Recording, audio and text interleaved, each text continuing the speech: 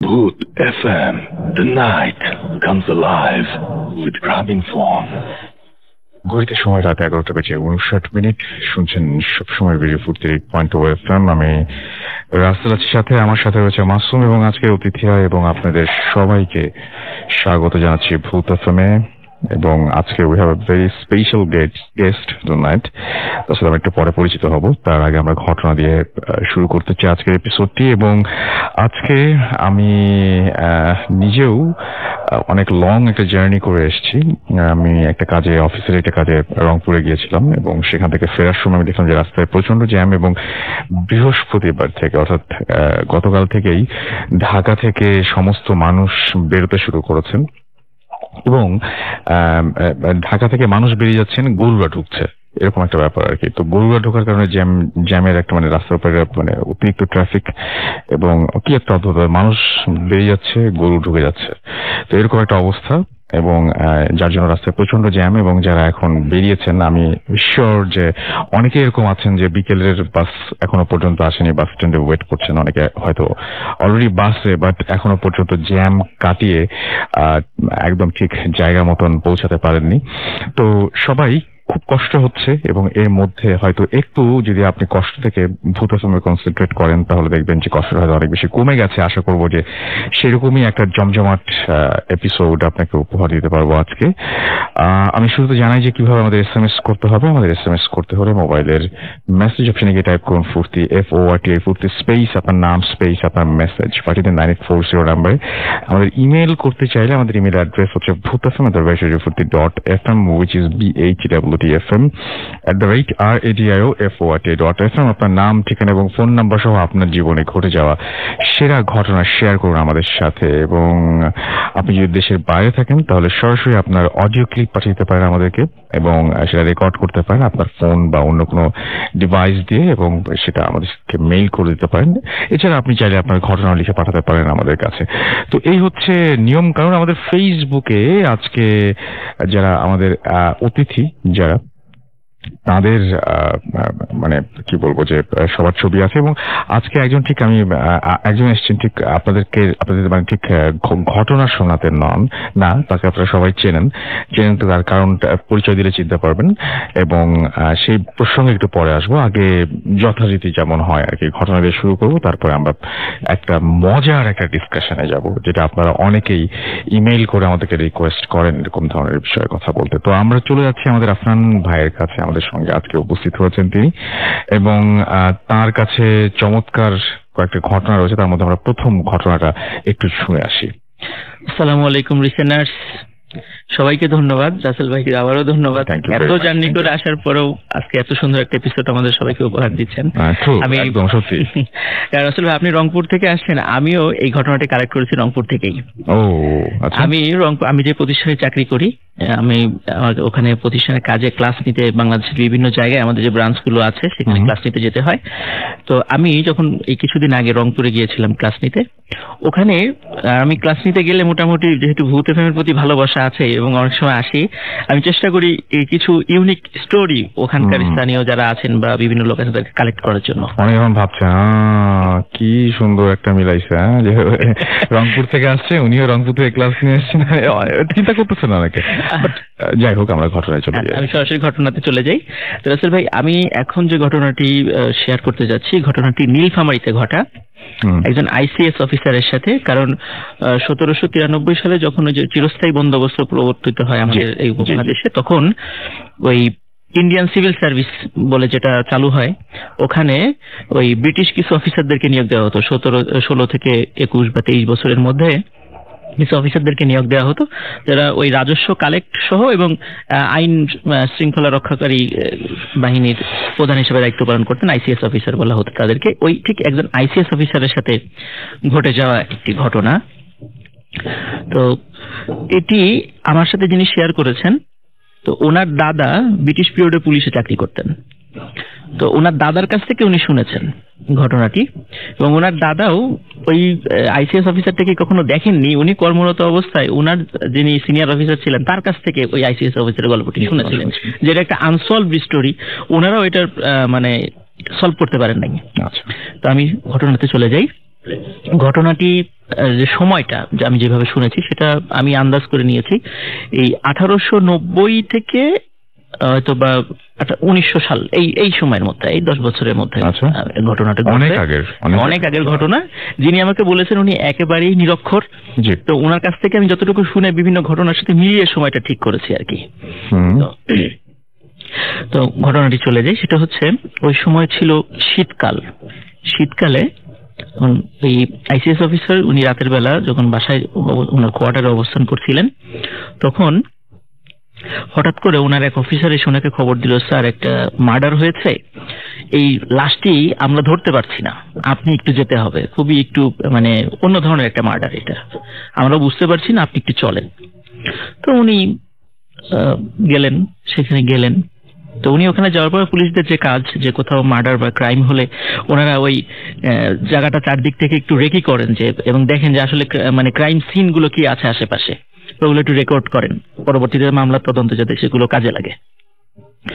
তো উনি বেশ মানে তার বাসার চারদিকে ঘুরে তেমন কোনো চিহ্ন পেলেন না, শুধু একটা চিহ্ন উনি পেয়েছেন, ওই মার্ডার যে রুমে হয়েছে ওই রুমের জানালার একটা পার্ট শুধু খোলা ছিল, একটা পাল্লা খোলা ছিল, আর মজার ঘটনা, এবং দরজাও ভিতর থেকে লাগানো।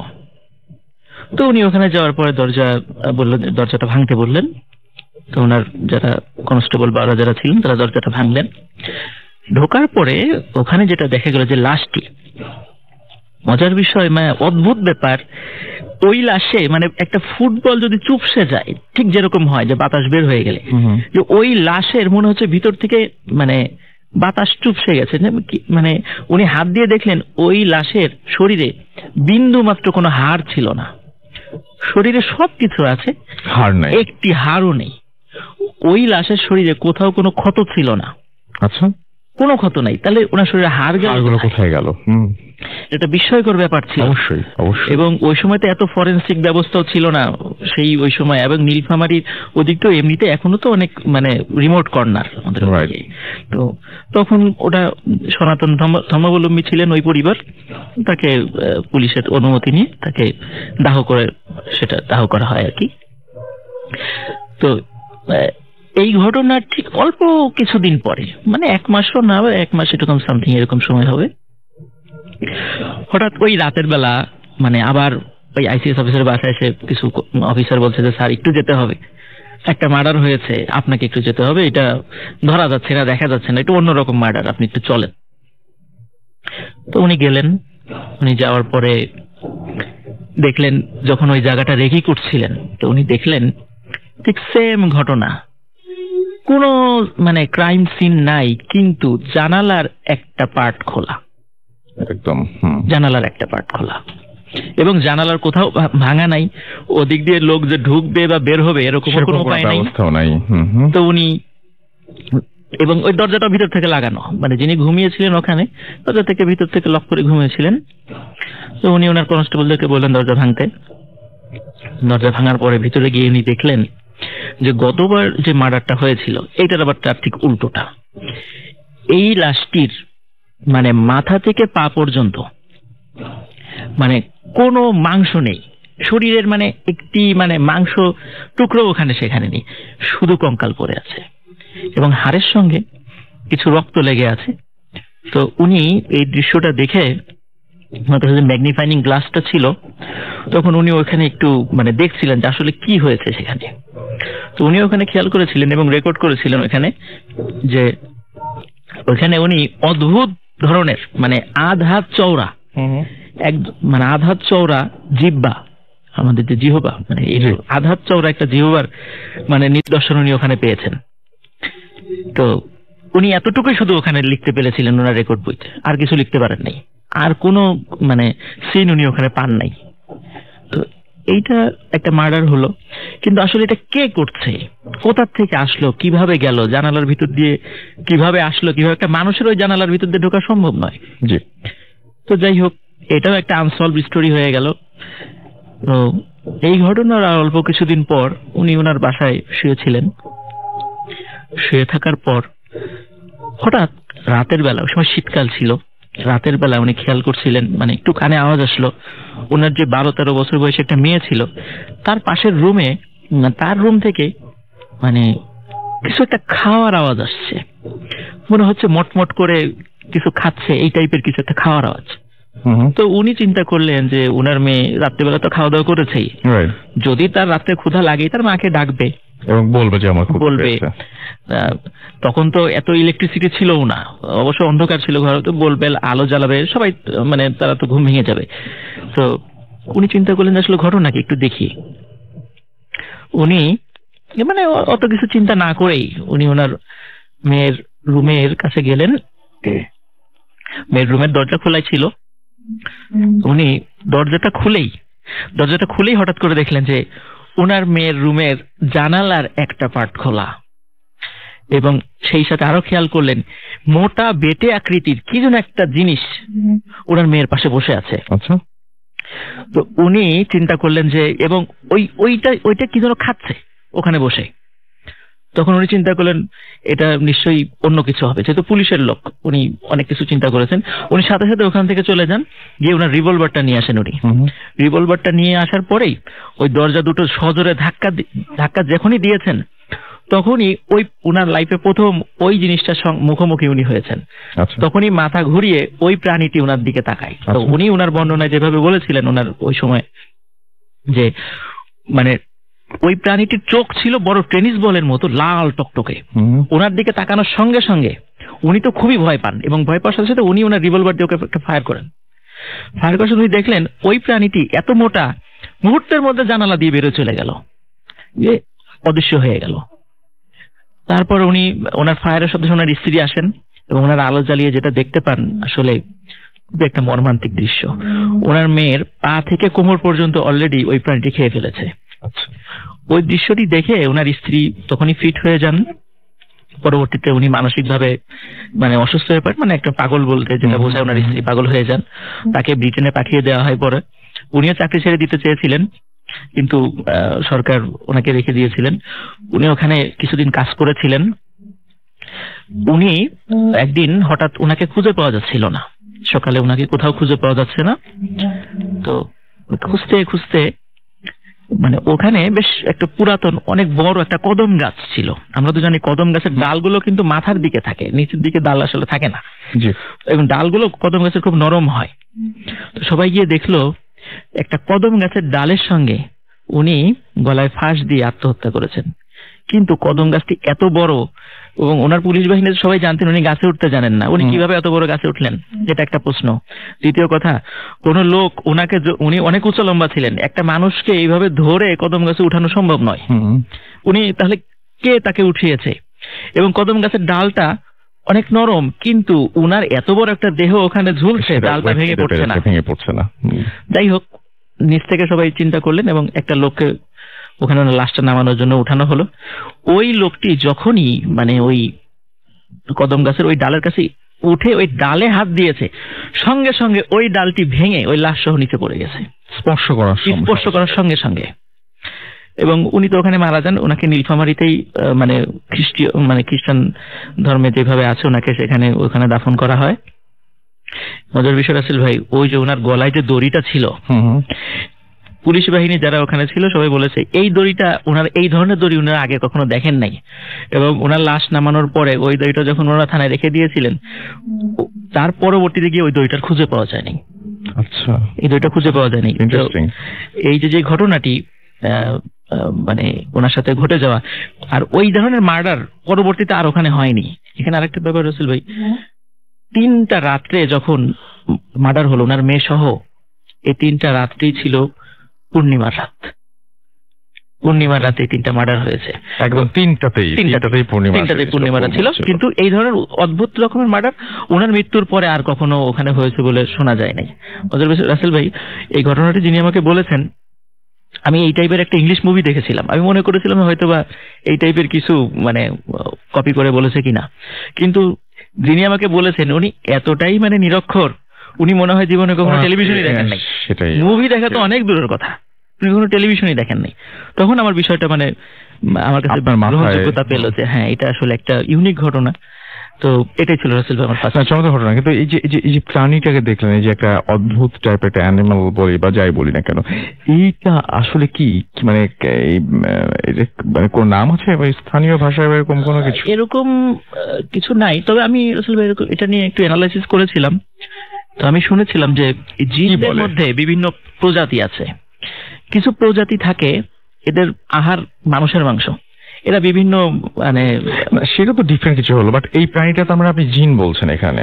আমার কাছে ধারণা সেটাই আমি জানতে চাচ্ছিলাম, জিন তার মানে এবং আলাদা কিছু না, এবং সেটা হচ্ছে ওই প্রাণীটার ওই ভয়ানক একটা প্রাণী আপনি বলতে যাচ্ছেন যে রূপ নিয়ে ওখানে। হ্যাঁ, আমার ধারণা সেটাই, কারণ যেহেতু এটা একটা আনসলভড স্টোরি ছিল তখন তো এত কিছু ছিলও না। ওনার ডায়েরিতে যতটুকু লেখা পাওয়া গিয়েছিল সেখান থেকে মানে জানা গিয়েছে ওনার মৃত্যুর পরে ওনার ডায়েরিটা অ্যানালাইসিস করা হয়েছে। আর যেহেতু আমাকে যিনি বলেছেন তার দাদা পুলিশের সাথে করতেন, তো ওনার দাদা আবার ওনাকে এই গল্পটা করেছিলেন আর কি। ওকে, থ্যাংক ইউ ভেরি মাচ। আপনাকে অনেক অনেক ধন্যবাদ। তানভীর আমাদের SMS করেছেন, ফার্স্ট স্টোরিটা তার কাছে অসম লেগেছে। প্রান্তীয় উত্তর থেকে লিখেছেন নাইস স্টোরি। আমাদেরকে কায়ুম বিশ্বাস মানিকগঞ্জ থেকে SMS করেছেন, হসপিটাল রিলেটেড কিছু শুনতে যাচ্ছেন। কিরণ রাজশাহী থেকে আমাদের সাথে লিখেছেন অ্যাডভান্সড। আচ্ছা, তিনি ঈদ মোবারক জানিয়েছেন আমাদের সবাইকে, ঈদ মোবারক। এবং আপনি এখন কোথায় আছেন সেটা আমাকে জানাতে পারেন। এবং অমিহা আমাদের SMS করেছেন, আজকে তিনি একাই শুনছেন, ভয় লাগছে। আমাদেরকে মিতুল SMS করেছেন এবং আমাদেরকে এবং তিনি বলছেন যে এই প্রাণীটা মেবি অ্যালিয়েন বলছেন তিনি। আচ্ছা, ওকে। জ্যাকলিন আমাদের SMS করেছেন নাটোর থেকে। আফিফ আমাদের SMS করেছেন যে আপনারা অনেক কিছু গেস করেন, সেটা নিয়ে আমরা কিছুক্ষণের মধ্যে আপনাদের কাছে ফিরে আসবো। বাগেরহাট থেকে আমাদের SMS করেছেন শোভন, ফার্স্ট যে স্টোরিটা, এবং সেটা শোনার পর তার উইন্ডো তিনি বলছেন যে হ্যাঁ মানে গ্লাস খুলে রাখা বা উইন্ডো খুলে রাখতে তার একটু ঝামেলা হচ্ছে। ইমপ্লিট করিম চুয়াডাঙ্গা থেকে আমাদের SMS করেছেন শামিম রন্টু খুলনা থেকে। এছাড়াও খুলনা নেভি ক্যাম্প থেকে আমাদেরকে ডেভিল SMS করেছেন ফারহাদ নাদিম ফ্রম সিলেট। খুলনা থেকে আনোয়ার এবং তার ওয়াইফ আফরিন আমাদের সাথে আছেন। কবির জিঞ্জিরা থেকে লিখেছেন ভালো লাগলো, ফুর্তি লাগলো। লাবিবা ঢাকা ক্যান্টনমেন্ট থেকে লিখেছেন আমি এবং আমার ভাই মিলে ভয়ে কাঁপছি। অলরাইট, আপনার ধারা আরো কিছুক্ষণ মানে কাঁপাকাঁপিটা চাই, মানে একটু স্বাভাবিক করে আবার কাঁপুনি শুরু করে দেবো আমরা। অবশ্যই এখন যে কথা বলবো, যে প্রসঙ্গে এখন কথা বলবো, সেই প্রসঙ্গেও অনেক ভয়ের ব্যাপার আছে। আমি তারা একটা ছোট্ট করে কথা বলে দিই, আমি আগে পরিচয়টা একটু করে দিই আপনাদের সাথে। আপনারা সবাই দেখেন যে প্রতি বছরই ভূত FM বুক পাবলিশ করে। আমরা ভূত FM থেকে বই প্রতি বছরই বই মেলায় নিয়ে আসি। তো আপনাদের ঘটনাগুলোই থাকে, কিন্তু ঘটনাগুলোকে মানে উপস্থাপন করা যেটা হচ্ছে একদম লেখার আকারে সবকিছু উপস্থাপন করার মতন করে। আমরা কিন্তু মূল ঘটনা কখনোই পরিবর্তন করি না কারণ আপনারা জানেন এটা, আপনারা যে ঘটনা এখানে শুনছেন সেই ঘটনায় আবার বইয়ে পাওয়া যাচ্ছে। সো এটা খুবই মানে এর মধ্যে কোনো মানে লুকানোর কিছু নাই। সো যিনি আমাদের সাথে আছেন তিনি হচ্ছেন, নামটা একটু আমি শুনি তারপর তাহলে আপনারা বুঝতে পারবেন, তারপর আমি বলছি। আপনার নামটা একটু প্লিজ বলবেন সবাইকে। হ্যালো লিসনার্স, আমার নাম হচ্ছে Tanzim Rahman, and let me start off by saying যে it's a real honor to be on Bhoot FM. Rasel ভাইকে আমি ধন্যবাদ দিতে চাই আমাকে এই সুযোগটি দেওয়ার জন্য। No problem.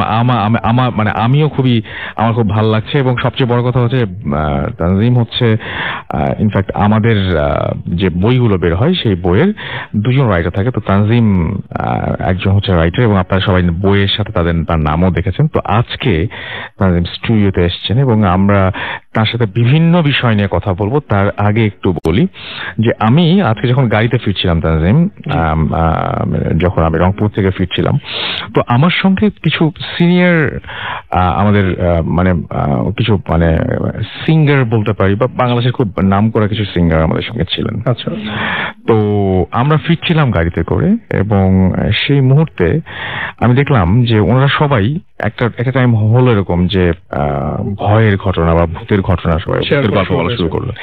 এবং যে ঘটনাগুলো আমি শুনলাম সেই ঘটনাগুলো এর আগেও আমরা শুনেছি ভূত আসলে।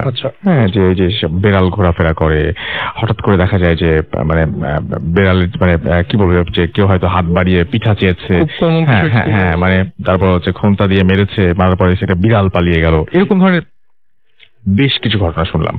এই ঘটনাগুলো শুধুমাত্র ভূত এফএমে আমরা যেহেতু প্রতিবার মানে মেইল পাই এবং মেইলের মধ্যে এই টাইপের ঘটনা প্রচুর থাকে।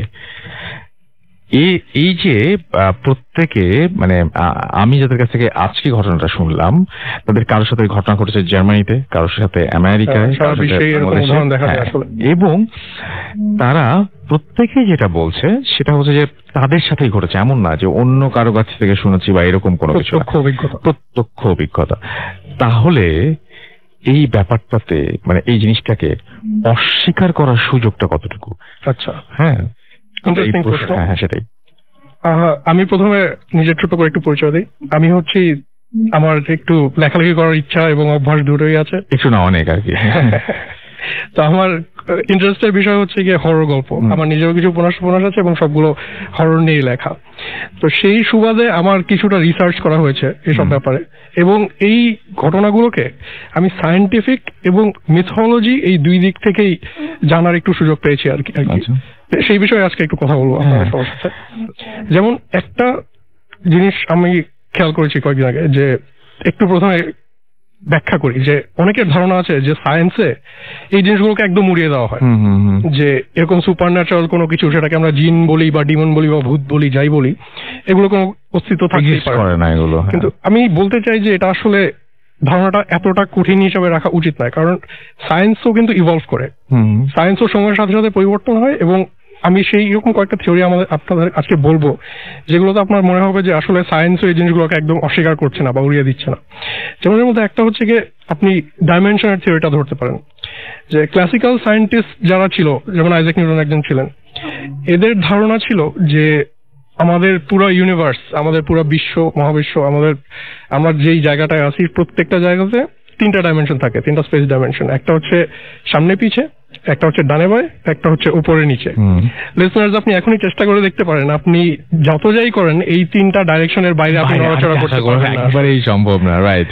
তো এটা ছিল ক্লাসিক্যাল ধারণা, এবং আইনস্টাইন এটার সাথে আরেকটা ডাইমেনশন অ্যাড করেন, টাইম ডাইমেনশন। কিন্তু ওই তিনটা স্পেস ডাইমেনশন যেগুলোর কথা বললাম, ক্লাসিক্যাল সায়েন্টিস্টদের সবার ধারণা ছিল শুধু এই তিনটা স্পেস ডাইমেনশনই থাকে। কিন্তু রিসেন্টলি বেশ ইন্টারেস্টিং কিছু থিওরি আসছে সায়েন্সে, যেগুলোর মধ্যে একটা হচ্ছে কি এম থিওরি বা স্ট্রিং থিওরি। তো ওইখানে বলে যে আমরা যে এই তিনটা ডাইমেনশন দেখি, এর বাইরেও অনেকগুলো লুকোনো ডাইমেনশন আছে, যেগুলো এত ছোট এবং এমন ভাবে ভাঁজ করা যেগুলো আমাদের খালি চোখে দেখা সম্ভব না, এবং আমাদের যন্ত্রপাতি এখন পর্যন্ত যতদূর এসেছে সেগুলো দিয়েও মেজার করা যায় না। জিনিসটাকে আপনি অনেকটা অক্সিজেনের মতো ধরতে পারেন, যে আছে কিন্তু আমরা দেখতে পাচ্ছি। অক্সিজেন আবিষ্কার হওয়ার আগ পর্যন্ত আপনি যদি কাউকে বলতেন যে এরকম অক্সিজেন নামে একটা জিনিস আছে যেটা নিঃশ্বাস না নিলে আমরা মারা যাবো, তাহলে আপনাকে পাগল ভাবতে সবাই। এটাকে অনেকটা ওরকম ধরে নিতে পারেন, ভাইরাসের মতো। তো এই ছোট্ট ভাঁজ করা যে ডাইমেনশন গুলো আছে, সেগুলোতে যদি কোনো প্রাণীর অস্তিত্ব থাকে, সেগুলোকে সায়েন্টিফিক মেজার দিয়ে এখন আমাদের পক্ষে ধরা সম্ভব নয়, কিন্তু তার মানে এই না যে এদের অস্তিত্ব নেই। এবং একটা স্ট্রং পসিবিলিটি আছে যে এই ডাইমেনশন গুলোর মধ্যেই যেই প্রাণীগুলো চলাফেরা করে বা যে প্রাণীগুলোর এক্সিস্টেন্স আছে, তাদেরকেই আমরা সুপার ন্যাচারাল এন্টিটি মনে করি, জিন মনে করি বা ভূত মনে করি। এখন ভাইয়া কিছুক্ষণ আগে বলছিলেন যে জিনরা বিভিন্ন রূপ ধরে আসে, তারা বিভিন্ন প্রজাতি থাকে তাদের, এই বিষয়ে আমি কিছু কথা বলতে চাই। এখন আমি যাবো একটু মিথোলজির দিকে। যতগুলো দেশে মুসলিমদের উপস্থিতি রয়েছে এবং ইসলামের কিছুটা প্রচলন রয়েছে, সবগুলো দেশেই জিনদের নিয়ে বিভিন্ন রকমের কিংবদন্তি শোনা যায়, বিভিন্ন রকমের গল্প শোনা যায়, এবং তাদের সবারই জিন নিয়ে আলাদা আলাদা আইডিয়া আছে আসলে। তো আমি এখন দুটো ছোট্ট ঘটনা শেয়ার করবো। একটা হচ্ছে গিয়ে সিরিয়ার ঘটনা। সিরিয়া দেশটায় এবং ওই নর্থ আফ্রিকার অঞ্চলে জিনদের নিয়ে অনেক আগে থেকে ইন্টারেস্টিং বেশ কিছু গল্প প্রচলিত আছে। তাদের মধ্যে একটা হচ্ছে যে জিনরা বিভিন্ন আলাদা রাজ্যে থাকে, সব মিলে তাদের রাজ্য হচ্ছে 7টা, আর এই প্রতি রাজ্যের মালিক হচ্ছে একজন করে জিন রাজকুমার, একজন জিন প্রিন্স। এই রাজ্যগুলোতে যে জিনরা থাকে তাদের আবার গায়ের রং এক এক রকম হয়। সবচেয়ে শক্তিশালী যে রাজকুমার, তাকে ডাকা হয় আল আহমার নামে। এটা সব মানে প্রচলিত ঘটনা, কিংবদন্তি। এই নামের আক্ষরিক অর্থ হচ্ছে যার রং লাল, দ্য রেড ওয়ান, মানে সে একজন লাল জিন, তার গায়ের রঙের আন্দাজ পাওয়া যায় এখান থেকে। এবং তার মতো যারা লাল জিন আছে তারা সবাই হচ্ছে এই আল আহমারের সৈন্য। এখন এই 2002 সালে একটা আরবি ওয়েবসাইটে একটা আর্টিকেল পোস্ট করা হয়েছিল, খুব ইন্টারেস্টিং আর্টিকেল পোস্ট করেছিলেন আব্দুল রাজ্জাক নামে একজন ভদ্রলোক। এই আর্টিকেলটা অদ্ভুত এই কারণে যে একজন পজেসড মহিলাকে ইন্টারভিউ নেওয়া হয়েছিল, একজন মহিলার উপর জিনের ভর হয়েছিল, তার সাথে কিছু প্রশ্ন উত্তর আদান প্রদান করা হয়, এবং সে যেই তথ্যগুলো দেয় জিনদের ব্যাপারে তাই নিয়েছিল এই আর্টিকেলটা। মহিলা ছিলেন সিরিয়ার দামাস্কাস শহরের বাসিন্দা, এবং তার উত্তরগুলো থেকে জিনদের সমাজের ব্যাপারে একটা বেশ পরিষ্কার ধারণা পাওয়া যায়। আমি এখন প্রশ্নগুলো কয়েকটা বলি এবং মহিলা রেসপন্সে বলছি সাথে। মহিলাকে যে জিন আসর করেছিল তাকে জিজ্ঞেস করা হয় তোমার নাম কি? জবাবে সে বলে আমাদের নাম প্রকাশ করা যাবে না, আসল নাম জানলে তুমি আমাদের নিয়ন্ত্রণ করতে পারবে, আমরা মানুষের নাম ধার করে নিজেদের পরিচয় দিই সেই নাম অনুযায়ী। এবং এইরকম মানে আরো বেশ কিছু প্রশ্ন তাকে করা হয়। যেমন সেকেন্ড প্রশ্ন ছিল যে তোমরা কি মানুষের মতো বিভিন্ন দেশে থাকো? এখানে এই মহিলা সেই মিথটা কনফার্ম করেন যে না, আমাদের আলাদা রাজ্য আছে, প্রতি রাজ্যের থাকে আলাদা শাসক। যখন জানতে চাওয়া হয় এই রাজ্যগুলো কেমন, সে বলে প্রতি রাজ্যকে চিহ্নিত করা হয় একটা আলাদা রং দিয়ে। সবুজ জিনদের আলাদা রাজ্য আছে, লাল নীল বা হলুদ জিনদেরও সবার নিজস্ব রাজ্য থাকে। পরবর্তী প্রশ্ন ছিল পৃথিবীকে তোমরা কিভাবে দেখো? মানুষ যেভাবে দেখে সেভাবেই? সে জানায় যে তাদের চোখে পৃথিবী দেখা ঝাপসা কুয়াশার মতো, কোনো কিছুই তারা স্পষ্ট করে আলাদা করতে পারে না, এবং কোনো বস্তুর ঠিক গঠনটা কেমন বা সেটার রং কেমন হয় তারা এই পৃথিবীতে আসলে সেটা বুঝতে পারে না। মানুষের শরীরে ঢুকলে তাদের দৃষ্টি আবার অনেকখানি পরিষ্কার হয়ে যায়, তারা তখন মানুষের চোখ দিয়ে পুরো জিনিসটা দেখতে পারে। সবই ওই মহিলা বলছেন, সব মহিলা বলছেন, কিন্তু মানে ওই আর্টিকেলে দাবি করা হয়েছে যে মহিলা যেই গলায় উত্তর দিচ্ছিলেন সেটা তার গলা ছিল না। এটা কমন, আমরা বাংলাদেশেও পাই, কিন্তু উনি যেগুলো বলছেন খুব ইন্টারেস্টিং লাগছে যেগুলো উনি বলছেন আর কি। মানে যেমন জিনদের রাজ্য, এই ব্যাপারটা নিয়ে আমরা অনেক ঘটনা পেয়েছি যে আমাদের অমুককে ওই রাজ্যে নিয়ে গিয়েছিলেন, অমুককে সাথে তারপরে এই ঘটেছিল। কিন্তু উনি যেটা বললেন যে এটা খুব মজার ব্যাপার যে পৃথিবীকে কিভাবে, মানে এই কোয়েশ্চেনটা মনে হয় খুব কমন একটা কোয়েশ্চেন না, যে বলবো যে পৃথিবীকে তো কেমন করে, তাদের যে আলাদা একটা দৃষ্টিভঙ্গি আছে সবকিছু দেখার, এটাও বেশ আশ্চর্য একটা ব্যাপার। আমরা কিন্তু কখনো ওদের দিক থেকে জিনিসটা চিন্তা করি না। এবং শেষ যে প্রশ্নটি মহিলাকে করা হয় সেটা ছিল যে জিনরা মানুষের শরীরে কিভাবে ঢোকে। উত্তরে মহিলা যা বলেন সেটা একটু ভয়ঙ্কর এবং শুনলে একটু টেনশন হওয়াটা স্বাভাবিক। যে কিছু কিছু সময় মানুষের শরীরের সাথে তাদের আত্মার সংযোগ দুর্বল হয়ে যায়। যেমন তারা যখন স্বপ্ন দেখে, যখন তারা গভীর ঘুমে থাকে বা যখন তারা অচেতন হয়ে যায়, তখন মানুষের সাথে তাদের আত্মার সংযোগটা একটু দুর্বল হয়ে যায় এবং সেই সুযোগে জিনরা মানুষের শরীরে প্রবেশ করে। এবং এই আর্টিকেলে যে আশ্চর্য ব্যাপারটা আসলে হয় যে এই পোস্টটা করা হয়েছিল 2002 সালে, এবং এটি করার 2 মাস পরই এই আর্টিকেলটা ইন্টারনেট থেকে সম্পূর্ণভাবে গায়েব হয়ে যায়। এবং এই জিনিসটা কিছু রিসার্চার তাদের বইয়ে নোট করে রেখেছিলেন এবং তারা রেকর্ড রেখেছিলেন বলে আমরা এগুলো জানতে পেরেছি। কিন্তু তারপরে ওই ওয়েবসাইট এবং সবকিছু মানে একদম পৃথিবীর বুক থেকে বেমালুম ভাবে হারিয়ে গেছে।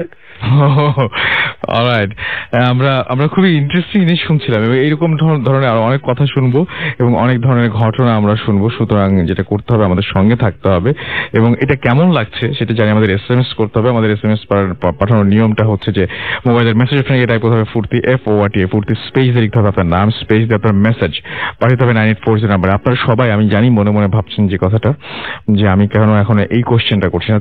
আপনি তো অনেক কথা বললেন, আপনাকে আমি এখন কোশ্চেন করি যে পার্সোনালি এগুলো সবকিছু একদম যদি দূরে সরিয়ে রাখি, তাহলে ব্যক্তিগতভাবে অ্যাজ এ মুসলিম, আমি জানি যে আপনার মুসলিম হিসেবে আপনি জিন আছে, এটা আমরা সবাই বিশ্বাস করি, ফাইন, সেটা কোনো সমস্যা নাই। কিন্তু এই যে আমাদের চারপাশে যে ঘটনাগুলো ঘটে, আমরা যেগুলো শুনি, মাঝে মাঝে আরো কিছু লোক আসতো কথা বলতে, বাট তাদের সাথে আমার ফ্রেন্ড কথা বলতো না, বলতো শুধু ফুপির সাথেই।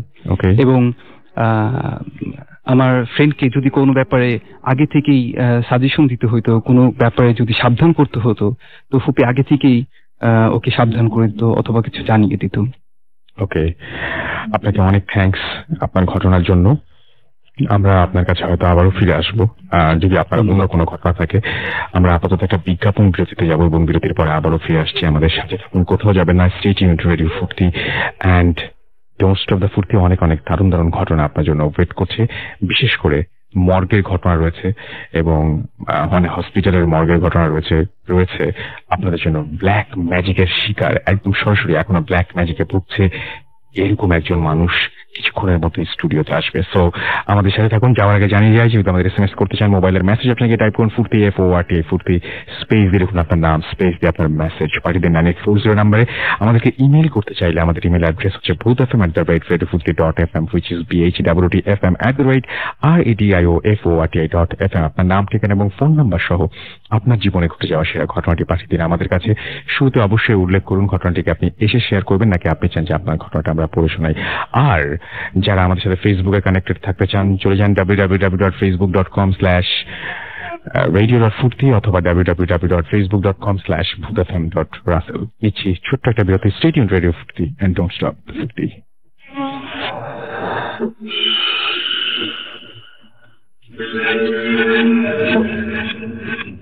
ওয়েলকাম ব্যাক, আমি রাসেল, আমার সাথে রয়েছে মাসুম। আপনারা শুনছেন রেডিও ফুর্তি আর চলছে ভূত এফএম। এবং আপনারা সবাই জানেন যে ভূত এফএম এখন আরো অন্যরকম উইথ গ্রামীণ টোন। আর একটা জিনিস, একটা খবর, ছোট্ট একটা খবর জানিয়ে রাখি, সেটা হচ্ছে হেই ফেস্টিভ্যাল চলছে, আপনারা সবাই জানেন। ওকে, থার্সডেতে আমি গিয়েছিলাম এবং সেখানে গিয়ে আপনাদের সাথে যারা ছিলেন ওখানে তারা নিশ্চয়ই ভূত এফএমের অনেক কিছু নিয়েই আপনাদের সাথে সরাসরি আলোচনা করেছিলাম গতকালকে। এবং আগামীকাল বিকালে অথবা সন্ধ্যার দিকে আরো একবার যাবার ইচ্ছে রয়েছে। আপনারা যারা বই মেলায় আমাদের বইগুলো কালেক্ট করতে পারেননি, কালকে করতে পারবেন, সিডি সহ বইগুলো আবারও পেয়ে যাবেন। এবং সেই সাথে আমার আমি তো থাকবোই, মাসুম থাকবে এবং আমাদের সাথে ভূত এফএমের বিষয়ে কথা বলার কতটুকু সুযোগ পাবো জানি না, তবে হ্যাঁ কিছু বই সিগনেচার করতে পারি হয়তো যদি আপনারা আসেন। যাই হোক, আমি একটা ঘটনায় পড়ছি। ঘটনাটা আমাদের কাছে আমি জানি না, জাস্ট পেয়েছি একজনের কাছ থেকে এবং সেভাবেই পড়ছি। এবং আমি আসলে এই সত্যি কথা বলতে কি যে আমার কাউকে জাজ করার ক্ষমতা তো আমাকে দেওয়া হয়নি, বাট এই ঘটনাটা একটু অন্যরকম লেগেছে বলেই আমি পড়ছি। দেশের বাইরে থেকে ঘটনাটা এসছে, পড়ি ঠিক যেভাবে লিখেছেন সেভাবেই পড়ছি। হ্যালো রাসেল ভাই, কেমন আছেন? আমার নাম আফরিন। গত 4 বছর যাবৎ আপনাদের প্রোগ্রামের একজন নিয়মিত শ্রোতা। আমার জীবনে ঘটে যাওয়া কিছু ঘটনা আছে, আপনাদের সাথে শেয়ার করব করেও কখনো করা হয়নি। এইবার সাহস করে লিখে ফেললাম। খুব ভয়ের কিছু না, তবে ক্ষতিগ্রস্ত হয়েছে এবং এই সব ঘটনার পেছনে কারণ এখনো আমার কাছে অস্পষ্ট। ভালো লাগলে পড়ে শোনাবেন। আমি আমার ফ্যামিলির সাথে ইতালিতে আছি ছোটবেলা থেকে। আমার বাবা কাজের সুবিধার জন্য বিভিন্ন শহর বদলাতে হচ্ছিল আমাদের, এবং শেষ পর্যন্ত বাবার কাজের জায়গা হওয়া থেকে খুব কাছের একটা এলাকাতে বাসা পেলাম। তবে বাসা নিয়ে সমস্যা ছিল না, সমস্যা ছিল এলাকাটাকে নিয়ে। চারিদিকে পাহাড়ে ঘেরা খুব ছোট এলাকা, এবং মূল শহর থেকে অন্যান্য শহরে যাওয়ার যে রাস্তা তার মাঝখানে একটা স্টেশন বলা যায় এটাকে। বাড়িঘর বা মানুষজন খুব বেশি ছিল না। মাঝখান দিয়ে শুধু মেইন রাস্তা চলে গেছে, যার এক পাশে সারি সারি সব বাড়িগুলো এবং অন্য পাশে পরিত্যক্ত একটা হোটেল, একটা নির্মাণাধীন পরিত্যক্ত বাড়ি, আপেল বাগান এবং গ্রেভইয়ার্ড লাগানো একটা গির্জা। আমাদের বাসা ছিল ঠিক গির্জার সামনে। দুই দিকেই পাহাড় ছিল, তাই সূর্যের আলো আসলেও বাসার ভেতর আবছা অন্ধকার হয়ে থাকতো সবসময়। আমাদের বাসার নিচের তলায় বাসার মালিকের ভাই ইউসুফের কসাইয়ের দোকান ছিল, কসাইখানা ছিল, তাই সে সবসময় সেখানেই থাকতো। আমরা বলতে গেলে এলাকার একদম শেষ মাথায়, এবং এলাকার একমাত্র বাস স্টপে যেতে হলে আমাদের বাসার সামনের জেব্রা ক্রসিং পার হয়ে তারপর অন্য পাশে দিয়ে যেতে হয়। যাই হোক, আমি মেইন শহরে হাই স্কুলের শেষ বর্ষে ভর্তি হলাম, এবং স্বাভাবিকভাবে বাস দিয়ে আসা যাওয়া করতে হবে দিন সকাল দুপুর। এবং এই সাইড ওয়াক দিয়ে আমি আসতাম, এবং আপেল বাগান, পরিত্যক্ত বাড়ি, পরিত্যক্ত হোটেল আমার নজরে পড়তো না। এসবের সামনে দিয়ে হেঁটে আসলেও আমার নজরে পড়তো না, কারণ কখনো অস্বাভাবিক বা ভৌতিক কিছু মাথাও আসেনি। স্কুল শেষ, কলেজে ভর্তি হয়েছি, সামার ভ্যাকেশন চলছে, বাসায় আছি। একদিন হঠাৎ বিকট শব্দ আমার জানালা দিয়ে দেখতে পেলাম। ইউসুফের দোকানের সামনে বিলবোর্ড, রাস্তার পাশে যে পাথরের দেয়ালে লাগানো, ওইখানে একটা গাড়ি ব্রেক ফেল করে ধাক্কা খেয়েছে। পুলিশ, অ্যাম্বুলেন্স মুহূর্তে চলে আসলো, গাড়ির দরজা কেটে উদ্ধার করলো ভেতরের মানুষকে, এবং সেটা ছিল একজন মহিলা এবং তার 5 বছরের মেয়ে। বাচ্চাটা অলরেডি মারা গেছে এবং মায়ের অবস্থা গুরুতর। যাই হোক, ওই মহিলা সুস্থ হওয়ার পর সবসময় সেই দেয়ালটার নিচে কিছু ফুল আর মোমবাতি জ্বালিয়ে রেখে যেত। আমার কলেজ শুরু হলো। সপ্তাহে 2 দিন বিকালে ক্লাসের কারণে আসতে আসতে সন্ধ্যা হয়ে যেত, এবং খুব ভোরে যেতে হতো বলে বেশ অন্ধকার থাকতো এবং ভয় করতো না। তবে বাসার গেট থেকে বেরিয়েই যখন মোমবাতি জ্বলতে দেখতাম, একটু কেমন যেন গা ছমছম করতো।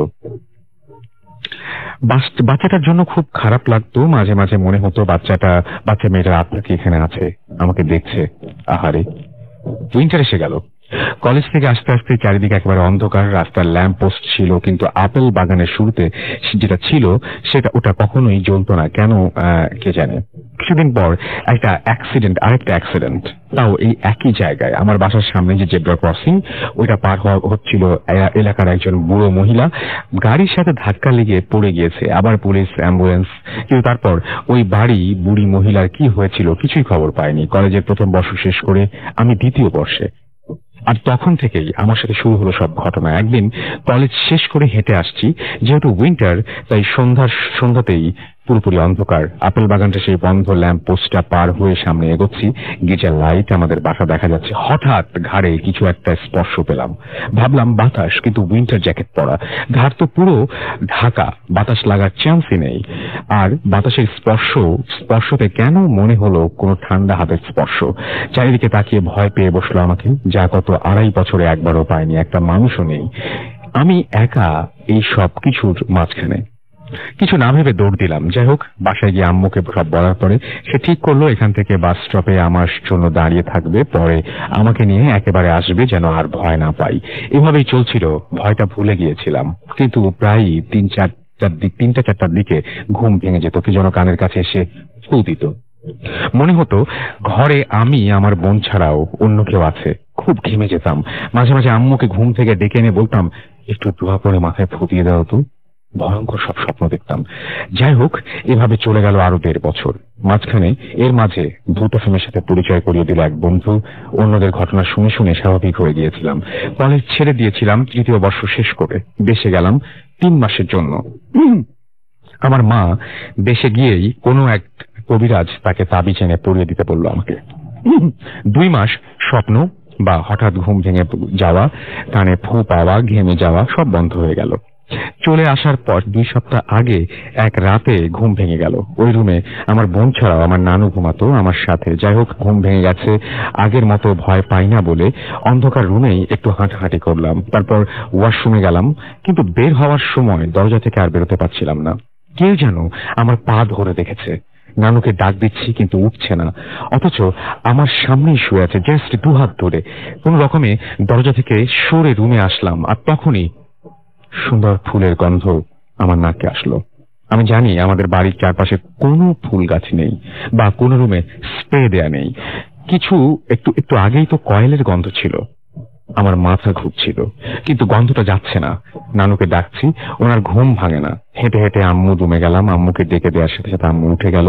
আমি আম্মুর বিছানায় বসে পড়েছি। তারপর আমি আর কিচ্ছু জানি না। সকালবেলায় কোরআন তেলাওয়াত করার শব্দ কানে আসলো। থেকে বেসিক্যালি আমাদের ভোকাল যে তার নাম, আমি একটু টুইক করে বলতেছি সবার নাম। তার নাম হলো গিয়ে অর্ক, আমাদের ভোকালের নাম।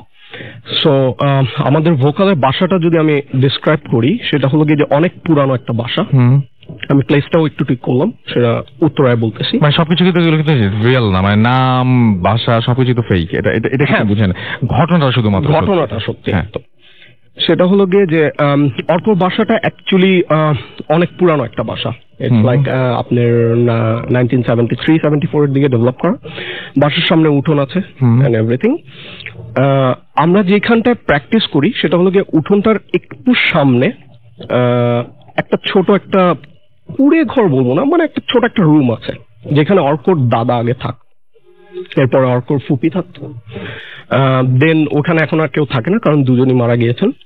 আমরা ওখানে প্র্যাকটিস করি। সো ঘটনাটা আসলে শুরু হয় আমরা যেদিন থেকে ডিসাইড করি যে আমরা ওইখানে প্র্যাকটিস করব, নিজেদের প্র্যাকটিস প্যাড এন্ড এভরিথিং, আমরা ওখানে আমাদের ইকুইপমেন্ট নিয়ে আসি। ফার্স্টে একটু একটা জিনিস বলে নেই যে অর্কর দাদা অ্যাকচুয়ালি যতদূর আমি জানি, এবং আমি সেটা হলো গিয়ে যে অর্কর দাদা আগে জিন পালতেন, এবং সে পায়াস টাইপের লোক ছিলেন, পায়াসই ছিলেন। তার অলৌকিক ক্ষমতা টাইপের কিছু ছিল আর কি, এটা এলাকাবাসীর ধারণা।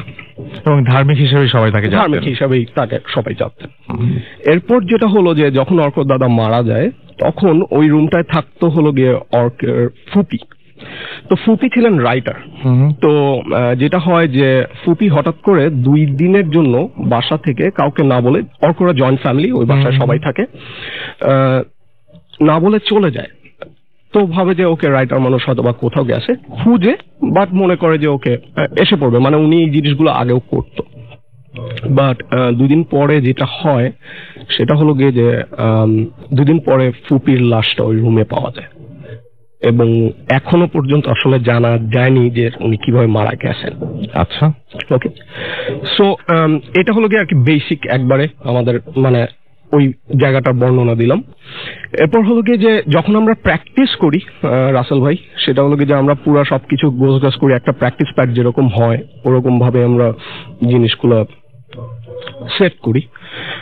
ফার্স্ট অফ অল আমরা যেটা প্রেশার খেলাম, আমাদের এলাকাবাসী আমাদের বলতেছিল যে তোমরা যেহেতু এই রুমটা ইউজ করবা, তোমরা একটু মিলাট টিলাট করে নিও আর কি, মানে ভালো না। তো আমরা তখন তোয়াক্কা করিনি আর কি, আমরা উড়িয়ে দিচ্ছি জিনিসটা। সো ফার্স্ট ইনসিডেন্ট যদি বলি যে সেটা হলো গিয়ে যে আমাদের প্র্যাকটিস প্যাডে পানি উঠে যেত, মানে আমাদের অনেক ইনস্ট্রুমেন্ট এটার জন্য নষ্ট হয়েছে। আমরা ফার্স্টে মনে করছি যে প্রবলি ড্রেনের লিকেজ ছিল এভরিথিং। আমরা আরো কাজ করছি, সিমেন্ট দিছি, বালু দিছি, এন্ড আমরা আরেকটু উঁচু করছি প্র্যাকটিস প্যাডটা, বাট কোনো কাজ হয়নি। এখনো অ্যাকচুয়ালি আমরা জায়গাগুলো ড্যাম্প পাই। আচ্ছা, ঠিক আছে, এটা একটা। সেকেন্ড হলো গিয়ে যে আমরা যখন প্র্যাকটিস একদিন করতে গেছি রাসেল ভাই, এটা খুবই ইন্টারেস্টিং যে ওইখানে কিছু ড্রয়ার ছিল। আমরা ওই ড্রয়ারে যেটা হলো গিয়ে যে আমরা সাধারণত স্টিক্স এই জিনিসগুলো রাখতাম, স্ট্রিংস। ওইখানে আমি একদিন পিক রাখি। সো পিক আমি যখন বাজাতে যাই, আমি আমার পিকটা যখন নিতে যাই, তখন ওখানে অ্যাকচুয়ালি একটা কাগজ পাই। আচ্ছা, কাগজটা হলো গিয়ে খুব বিচ্ছিরি, মানে খুবই বিচ্ছিরি একটা আরবি হাতের লেখা।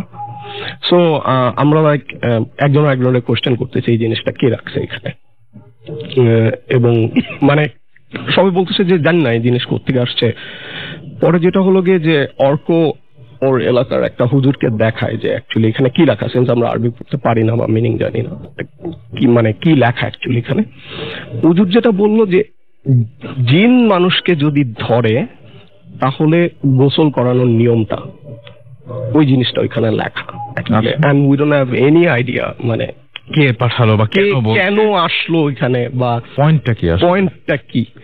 আর রাসেল ভাই, আমরা যখন ওই রুমে অ্যাকচুয়ালি ঢুকি, আমরা যতই এনার্জি নিয়ে ঢুকি না কেন যে আজকে বাজাবো, মানে will play music like crazy, আমরা কেউ বাজাতে পারি না, আমরা খুবই ডিমোরালাইজড হয়ে যাই ওখানে ঢুকে।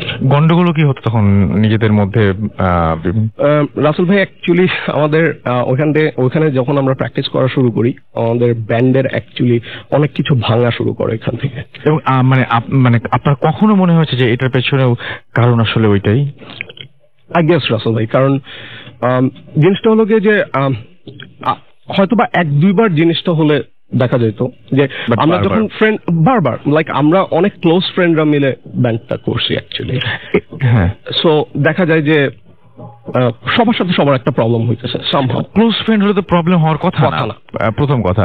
আর দ্বিতীয় কথা হচ্ছে শুধু জিনিসটা কি আপনি একাই ফিল করতেন না অন্যরাও ফিল করতো? সবাই ফিল করতো, এবং সবার চেয়ে স্ট্রংলি যে ফিল করতো ওটা হলো গিয়ে অর্ক।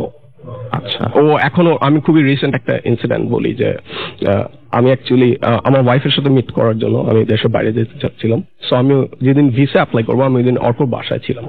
এন্ড অর্ক আমার বলতেছিল, আমি ওই বাসাটাতেই, এবং আমরা বারান্দায় দাঁড়ায় আছি, আমরা গিটার টিটার বাজাচ্ছি, মজা করতেছি। তো অর্ক আমার বলতেছে যে তোর ভিসাটা না হবে না। আমি বললাম যে কেন?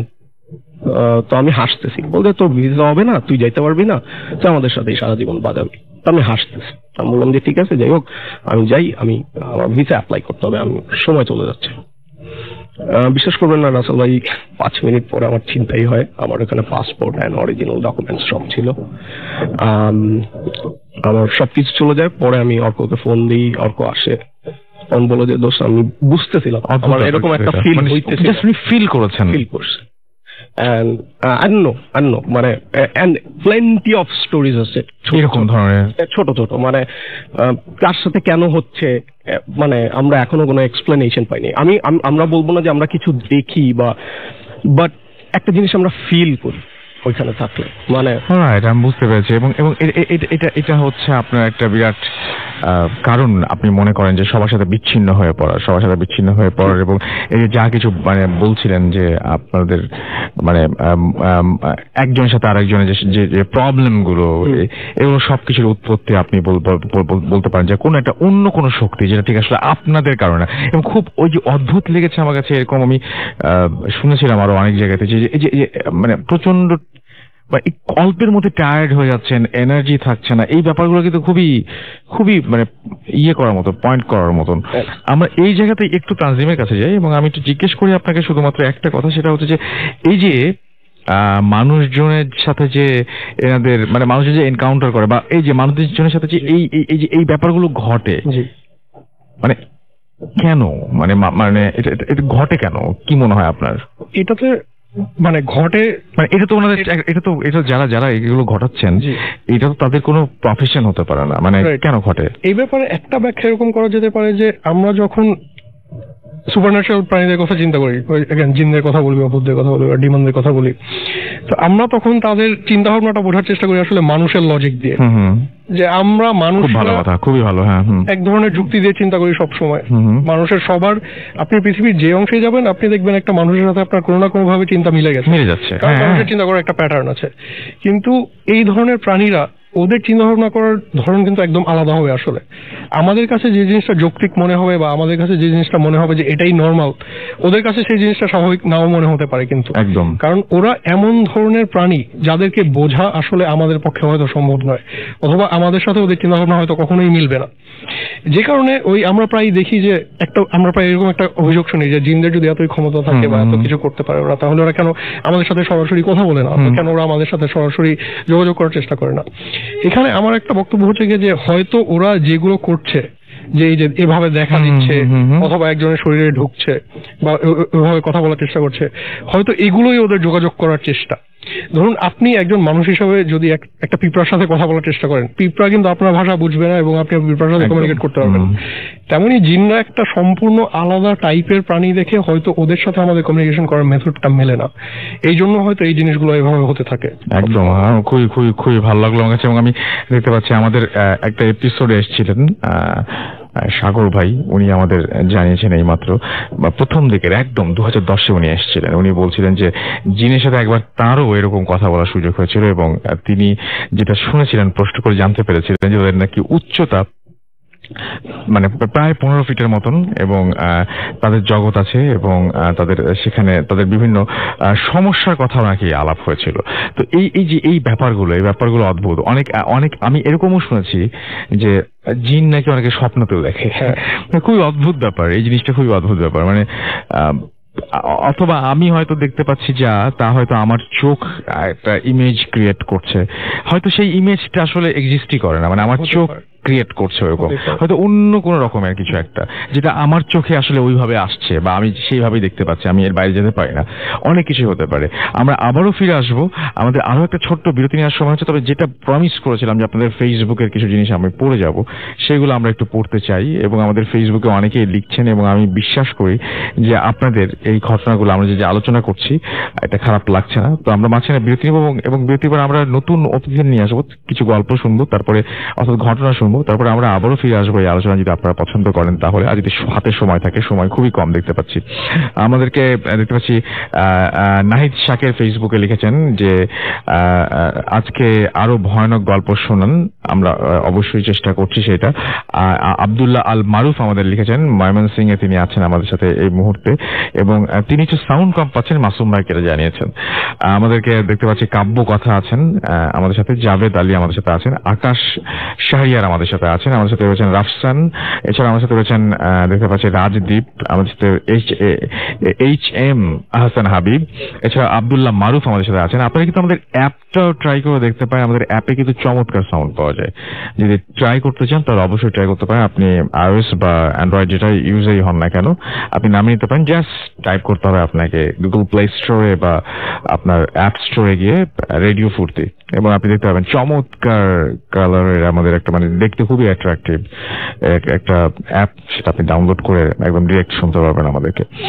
আমাদের সাথে দেখতে পাচ্ছি এছাড়াও মাসুদ রানা আছেন এই মুহূর্তে, আমাদের সাথে আছেন এমডি নাহিদ সরকার, হাসান আছেন আমাদের সাথে, রাজকুমার আমাদের সাথে আছেন, এ আর সাজল আমাদের সাথে আছেন, আমাদের সাথে নাহিদ সরকার আছে, আরো অনেকে আছেন, নাসের নামে আমাদের সঙ্গে একজন আছেন, আমাদের সঙ্গে আছেন দেখতে পাচ্ছি এই মুহূর্তে আকাশ, এছাড়াও স্বপ্ন কুমার, অপূর্ব, প্রিন্স মাহিন, মোহাম্মদ সাব্বির, এছাড়া আমাদের সাথে আছেন দেখতে পাচ্ছি আচ্ছা শিশির শাহরিয়ার, AKM সাদির সহ আরো অনেকে। অলরাইট, আমরা চলে যাব একটা ছোট্ট বিরতিতে, এবং বিরতির সময় এখন আমরা যেটা করবো সেটা হচ্ছে দেশের বাইরে আমরা জানি অনেকে শুনছেন, তাদের জন্য ফেসবুকের আমাদের লাইনটা আমরা ওপেন করে দিচ্ছি। আপনারা www.facebook.com/bhutfm.russell সেখানে গিয়ে আপনারা ইনবক্স করতে পারবেন আমাদেরকে, এবং আপনাদের যে সমস্ত টেক্সট যেগুলো আমরা পড়ে শোনাবো। এবং আপনি অবশ্যই আমি আপনাকে একটু বলবো যে যারা দেশের বাইরে থেকে এখন কমিউনিকেট করার চেষ্টা করছেন তাদেরকে একটু সুযোগ দিবেন, আপনারা এখন একটা ইনবক্স থেকে একটু কিছুক্ষণের জন্য অফ রাখবেন। আমরা আমাদের কারণ আপনাদের হাতে SMS করার অপশন আছে, ওনাদের হাতে SMS করার অপশন নেই। সো আমরা একটু দেখতে চাই কি আমাদের সাথে কারা কারা আছেন এবং কারা কারা এই মুহূর্তে আমাদের শুনছেন। চলে যাচ্ছে ছোট্ট বিরতিতে। স্টে টিউনড, রেডিও ফুর্তি, এন্ড ডোন্ট স্টপ দ্য ফুর্তি।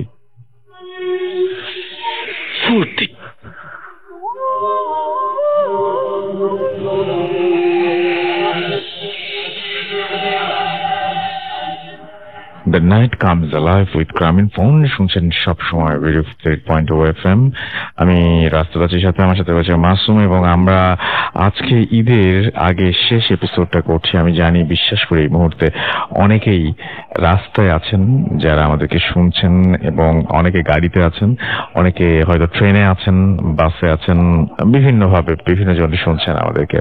তো আমি বুঝতে পারছি আপনাদের এই সময় দেরি, কষ্ট সবকিছু মিলাই খুব ভয়ঙ্কর অবস্থা হয়ে যায়। তারপরেও আপনারা, আমি বলবো যে একটু ভূতের সময় যদি কনসেন্ট্রেট করেন তাহলে হয়তো কষ্টটা কিছুটা হলেও কিছুক্ষণের জন্য ভুলে থাকতে পারবেন। আমি দেখতে পাচ্ছি আমাদেরকে আবারও হুমায়ুন ফুয়াদ রহমান আমাদেরকে রেগুলার আমাদেরকে পাঠান, এবং আজকেও পাঠিয়েছেন অস্ট্রেলিয়া থেকে। এছাড়া আমাদেরকে দেখতে পাচ্ছি আরো অনেকেই খুব দ্রুত আসছে। সুতরাং দেশের এবং দেশের বাইরের সবার টেক্সটগুলো একসাথে ঢুকছে বলে পড়াটা একটু ডিফিকাল্ট হচ্ছে। আমি একটু রিকোয়েস্ট করছি যে আমাদের একটু যারা দেশের বাইরে আছেন তারাই শুধুমাত্র একটু ইনবক্সটা ইউজ করবেন কিছুক্ষণের জন্য, তারপর আবার ওপেন করে দেবো আমরা সবার জন্য। তো আমরা চলে যাব এখন আমাদের আরো একজন অতিথি আছেন তার কাছে। আপনার নামটা প্লিজ একটু বলবেন, তারপর আপনার ঘটনায় আমরা যাবো। জি, থ্যাংক ইউ রাসেল ভাই। হ্যালো লিসেনার, আমি ওসমান, আমি এসেছি মিরপুর ইস্টার্ন হাউজিং থেকে। তো আমি আমার ঘটনা চলে যাচ্ছি। ঘটনাটি ঘটে আজ থেকে 5-6 বছর আগে। এটা আমার এক কলিগের ফ্রেন্ডের সাথে। 5-6 বছর আগে আমার কলিগের ফ্রেন্ডের একটি মেয়ের সাথে পরিচয় হয়। মেয়েটি একটি পলিটেকনিক্যাল ইনস্টিটিউটে উনি ডিপ্লোমা করছিলেন। আচ্ছা। তো তখন পরিচয় হওয়ার পরে মেয়েটাকে তার পছন্দ করা শুরু হয়। তো প্রথমত মেয়েটি তাকে তার যে প্রপোজালটা রিজেক্ট করে ফেলে।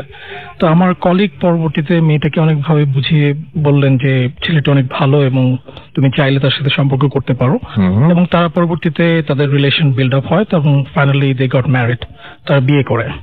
কিন্তু সমস্যা যে এখানে দাঁড়ায়, মেয়েটির বাবা মা বিয়েটাকে আসলে মেনে নিতে পারেনি, কিন্তু ছেলেটির বাবা মা বিয়েটাকে নর্মালি মেনে নেয়, এবং তারা বিয়ের কিছুদিন পরেই তাদের গ্রামের বাড়িতে শিফট হয়ে যায়। তো শিফট হয়ে যাওয়ার পরে শুরুতের দিকে বা মেয়েটার কোনো ধরনের কোনো অ্যাটিটিউডের বা কোনো ধরনের কোনো সমস্যা হয়নি, কিন্তু 4-5 মাস পরে মেয়েটি তার বাড়িতে তার প্যারেন্টসের সাথে দেখা করার জন্য তার খুব এক্সাইটেড হয়ে যায়, সে খুব দেখা করতে চায়। কিন্তু তখন ছেলেটি বলে যে আসলে এই মুহূর্তে আসলে দেখা করাটা সম্ভব না, কারণ যেহেতু তারা এখনো বিয়েটা মেনে নেয়নি। তো যাই হোক, তো বলে যে না, এখন দেখা করা যাবে না। তো এখানে কনভারসেশন শেষ হয়ে যায়।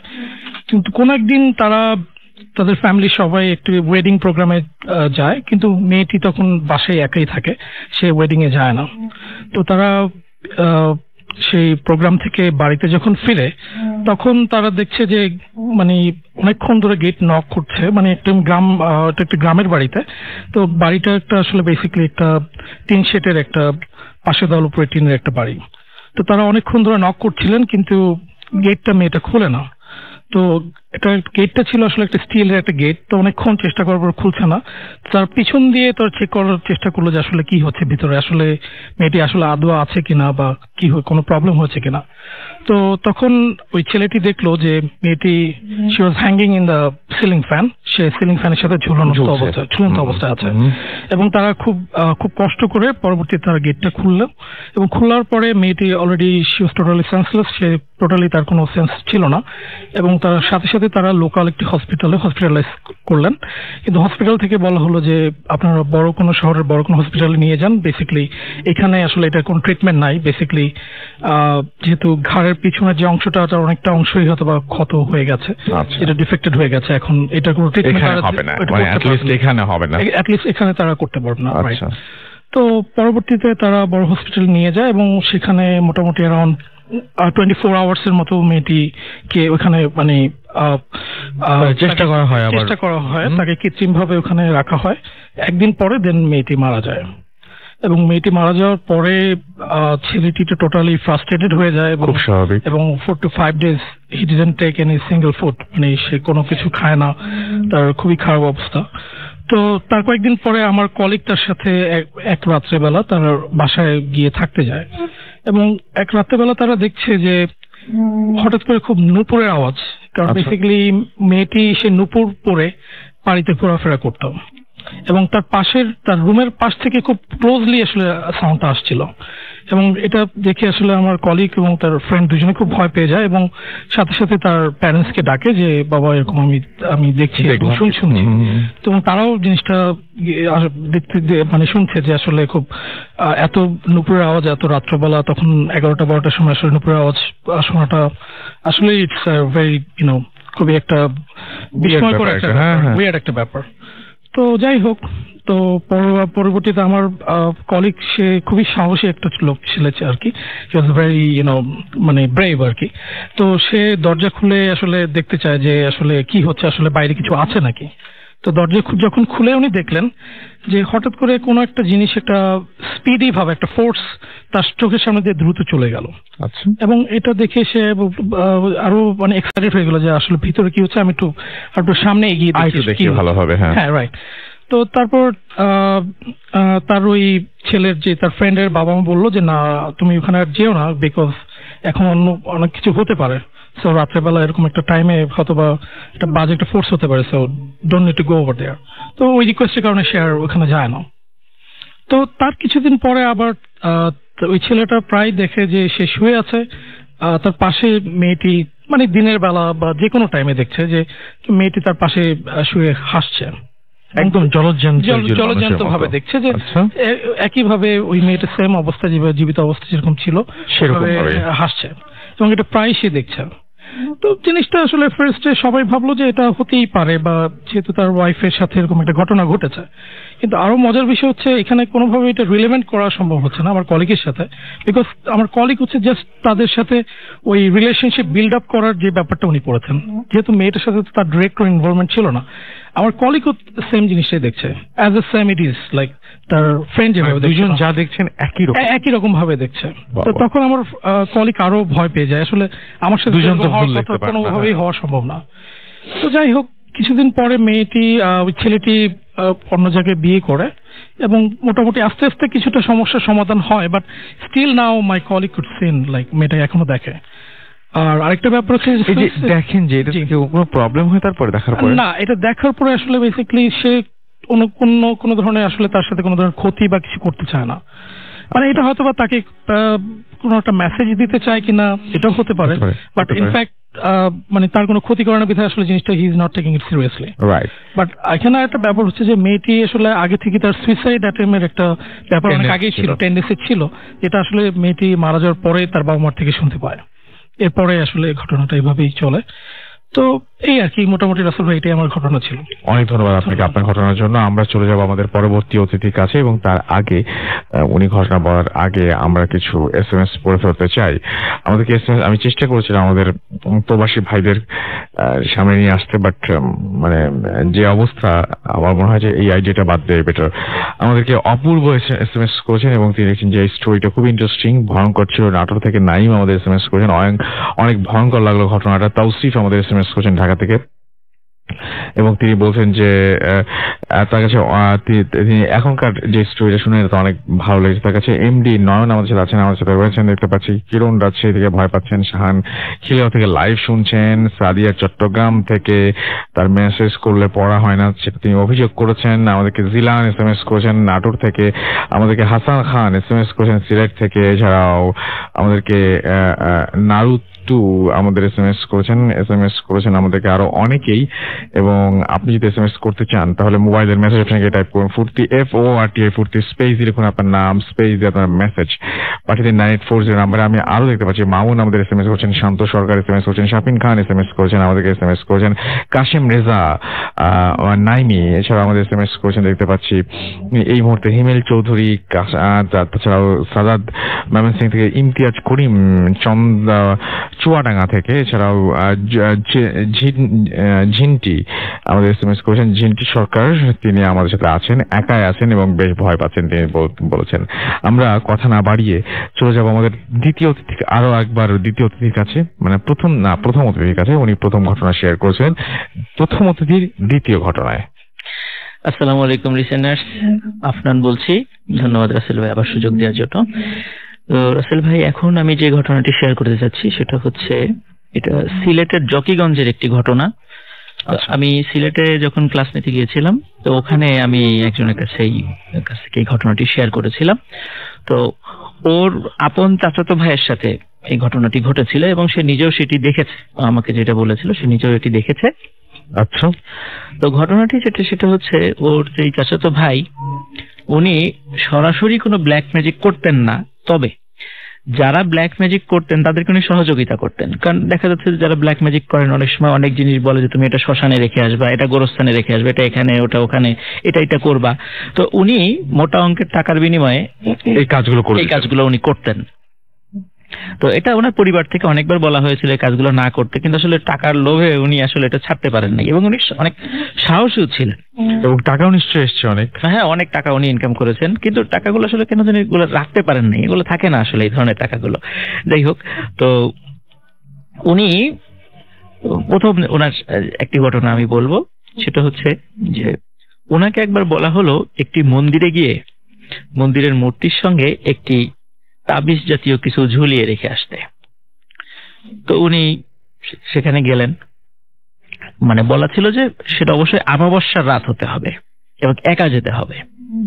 তো উনি অমাবস্যার রাতে একাই গেলেন মন্দিরের, মানে মন্দিরটা ছিল মানে একেবারে গ্রাম এলাকায় মন্দিরটা ছিল, আর মন্দিরের বাইরে একটা লোহার গেটও ছিল। তো উনি গেটটা খোলা ছিল মোটামুটি, উনি গেটটা খুলে ভিতরে ঢুকলেন। ঠিক যথারীতি উনি ঠিক ওনার যে কাজটা মন্দিরের বই মূর্তির গলার সঙ্গে ওই তাবিজ জাতীয় যে জিনিসটা ওটা রেখে যেই না মানে পেছন দিকে ঘুরেছেন, হঠাৎ উনি ফিল করলেন যে শক্ত দুটো হাত ওনার কাঁধের উপরে রাখলো, মানে হাত দুটো ওনার কাঁধের উপরে কে যেন রেখেছে এবং ওনার কাঁধটা চেপে ধরেছে। উনি আর পিছন দিকে ঘুরে তাকালেন না, উনি মানে প্রচন্ড মানে শক্তি দিয়ে ওখান থেকে ছুটে দৌড় দিলেন। কিন্তু দৌড় দেওয়ার উনি যখন আগাচ্ছিলেন হঠাৎ করে দেখলেন মন্দিরের ওই গেটটি ক্যাচ ক্যাচ শব্দে বন্ধ হয়ে যাচ্ছে এবং বন্ধ হয়েও গেল। উনি অনেক সাহসী ছিলেন, উনি ওই গেটের মানে টপকিয়েই উনি ওখান থেকে বাড়িতে চলে আসেন। এটা রাসেল ভাই একটা। আর একটা ঘটনা, সেটা হচ্ছে উনি এই টাইপের আর একটা কাজ করার জন্য যখন ওনার যিনি গুরু, ওই যার কাছ থেকে উনি এই সমস্ত শিক্ষা নিয়েছেন যে এইটা একটা কাজ করতে হবে, যে এই কাজের দায়িত্ব দেন, উনি একদিন বললেন তোমাকে শ্মশানে যেতে হবে, তুমি আজকে, মানে এই কাজগুলো অধিকাংশ অমাবস্যা রাত্রি করা হতো আর কি, তোমাকে আজকে শ্মশানে যেতে হবে। তুমি আজকে শ্মশানে যাওয়ার পর দেখবা যে 4টি লাশ সাদা কাপড় দিয়ে ঢেকে রাখা আছে, তোমাকে এই 4টি পেরেক আমি দিলাম, তুমি লাশের মাথার উপর থেকে কাপড়টি সরিয়ে ওই পেরেকটি ওর মুখের মধ্যে দিয়ে আসবা। মুখের মধ্যে কিভাবে দিব, এটা কি সম্ভব? বললো যে তুমি মুখের উপর থেকে কাপড় সরানো মাত্র এই লাশটা চোখ খুলে এমনিতেই হা করবে এবং ওর মুখের ভিতর দেওয়ার সাথে সাথে তুমি দেখবে যে ও নিজে এটা গিলে ফেলছে। তুমি বলে এটা কিভাবে সম্ভব? বলে না, তুমি এটা এইভাবেই সম্ভব, তুমি ভয় পেও না, তুমি যাও। তো সত্যি উনি গেলেন এবং উনি যাওয়ার আগে প্রশ্ন করলেন যে 4টা লাশের সাথে আত্মীয় স্বজন থাকবে, তারা লাশটা পুরাতে এসেছেন শ্মশানে। বলে না, ওখানে কোনো আত্মীয় স্বজন থাকবে না, তুমি এই 4টা লাশই শুধু দেখবা, আর কোনো কিছুই দেখবা না। সেখানে গেলেন, যাওয়ার পরে দেখলেন সত্যি 4টা লাশ শোয়ানো। তো সাহস করে প্রথম লাশের উপর থেকে কাপড়টি সরালেন, দেখলো মানুষেরই লাশ, মানুষের মতো, এমন বিভৎস কিছু না। কিন্তু সরানো মাত্রই যেই উনি হাত থেকে পেরেক বের করেছেন, দেখলো হঠাৎ করে ওই লাশটির চোখ খুললে বড় আকৃতির এমন হা করেছে, একটা মানুষের স্বাভাবিক হাটা এত বড় হয় না, বড় হা করেছে। এবং উনি সাথে সাথে পেরেকটা দেয়া মাত্রই উনি দেখলেন যে হাটা বন্ধ হয়ে গেল, এবং মানে আমরা যেভাবে বিস্কুট খাই ঠিক যেভাবে, ওইভাবে ওই লাশটি পেরেকটা মানে মচমচ শব্দ করে মানে গিলে ফেললো। এইভাবে পরের লাশ ঠিক সেম ঘটনা, 4টা লাশের সাথে উনি এইভাবে বিশ্বাস করে কঠিন, এমন অদ্ভুত। হ্যাঁ, 4টা লাশের সাথে উনি এটা করে উনি পিছনে যখন হাঁটা শুরু করলেন, হঠাৎ করে উনি ফিল করলেন যে ওই যে 4টি লাশ, ওই লাশ উনার পিছনে হাঁটা শুরু করেছে। তো উনি আর দেরি না করে দৌড়ে বাড়িতে চলে আসলেন। বাড়িতে চলে আসার পরে উনার দরজায় এবং জানালায় দেখে অনবরত কারা যেন কড়া নাড়ছে, এবং ওনাদের বাবা মার যে কণ্ঠ, এই কণ্ঠে তাকে ডাকছে, দরজা খোল, কোথায় গিয়েছিলি, জরুরি দরকার আছে। কিন্তু উনি কিছুতেই দরজা খোলেন নাই। সকালবেলা উনি যখন দরজাটি খোলেন, তখন দেখে অসংখ্য কাক ওনার দরজার সামনে মরে পড়ে আছে। আচ্ছা, এটা রাসেল ভাই 2টা ঘটনা ছিল, কিন্তু উনি কিন্তু মাত্র 25 কি 26 বছর বয়সে উনি মারা যান। উনি যখন মারা যান, তখন আমার কাছে যে ছেলেটা বলেছে আর কি, ও নিজের দেখা আর কি, আমি জানি না হয়তো বা এই টাইপের ঘটনা এখানে অনেকে হয়তো বা শুনে থাকবেন, কিন্তু আমি আজকে একটু মানে মোর স্পেসিফিক করে বলতে চাচ্ছি আর কি, যে ওর বর্ণনা অনুযায়ী অদ্ভুত ধরনের একটা মোটা ভয়ঙ্কর কালো সাপ ওর লাশের পাশে এসে বসে আছে। আচ্ছা, এখন কেউ ওর লাশ মানে গোসল করানো তো দূরের কথা, কাছে যাওয়ারই সাহস পাচ্ছে না। তখন এই অবস্থা দেখে ওনারা পাশের এক মসজিদের ইমাম সাহেবকে ডেকে, উনি খুব ভালো লোক ছিলেন, ডেকে আনার পরে উনি এখানে এসে কিছু দোয়া পড়ার পরে ওই সাপটি চলে যায়। যাওয়ার পর বলে যে তাড়াতাড়ি এই লাশটাকে গোসল দিতে হবে, তাড়াতাড়ি দাফন করতে হবে। যথারীতি কবরও কাটা হয়ে গিয়েছিল। লাশটি কাফন গোসলের পর কাফন পরিয়ে যখন কবরের কাছে নিয়ে যাওয়া হয়েছে, হঠাৎ দেখে ওই কবরের পাশে একটা গাছ ছিল, ওই গাছের উপরে সাপটি বসে আছে, এবং এমন ভাবে বসে আছে কেউ ওই কবরের কাছে যাওয়ারই সাহস পাচ্ছে না। মনে হচ্ছে যে এখনই ওই সাপটি, আর এমন ভয়ঙ্কর সাপ কেউ এর আগে এরকম সাপ কখনো দেখেও নেই। তো যখন কেউ কাছে যাওয়ার সাহস পাচ্ছে না, তখন ইমাম সাহেব বলে, আসেন আমরা সবাই মিলে দোয়া করি। তখন উনি আল্লাহর কাছে দোয়া করলে, এইভাবে দোয়া করে খুব কান্নাকাটি করে দোয়া করছেন যে আল্লাহ, রাসূলুল্লাহ সাল্লাল্লাহু আলাইহি ওয়াসাল্লাম তো বলছেন যে তোমার বান্দার গুনাহের কারণে তুমি তাদের চেহারাকে পরিবর্তন করে দিবা না, তুমি তাদেরকে এক সমলে ধ্বংস করে দিবা না। তাহলে এই বান্দাকে তোমার যদি করার ইচ্ছাই থাকে, ওর কবরে যা খুশি আযাব দাও, কিন্তু দুনিয়াতে ওকে আর লাঞ্ছিত করো না। হ্যাঁ, সেটাই, ওকে লাঞ্ছিত। এরকম সবাই অনেক কান্নাকাটি দোয়া করছিলেন। তখন এই দোয়ার একটা পর্যায়ে দেখলেন যে সাপটা ওখান থেকে চলে গেছে, একে চলে গেছে। লাশটা যখন কবরে রাখা হলো, রাখার পরে বাঁশ যখন দেয়া হচ্ছিল, হয়তোবা 1টি কি 2টো বাঁশ বাকি ছিল, ভিতর থেকে লোক তো উঠে গেছে, যেহেতু বাঁশ কয়েকটা দেওয়ার পর লোক উঠে যায়। হঠাৎ করে দেখলো ওই সাপটি মানে সা করে এসে কবরের মধ্যে ঢুকে গেল। কোথা থেকে?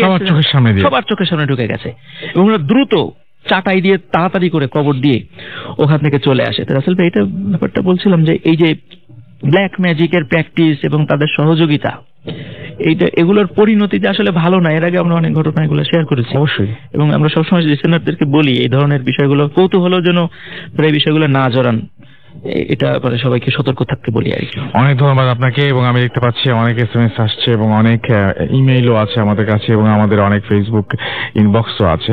আমরা সবকিছুই আস্তে আস্তে পড়ার চেষ্টা করবো, তবে তার আগে একটা ছোট্ট বিরতি নিয়েছি। আমাদের সঙ্গেই থাকুন, কোথাও যাবেন না। স্টে টিউনড, রেডিও ফুর্তি, অ্যান্ড ডোন্ট স্টপ দ্য ফুর্তি।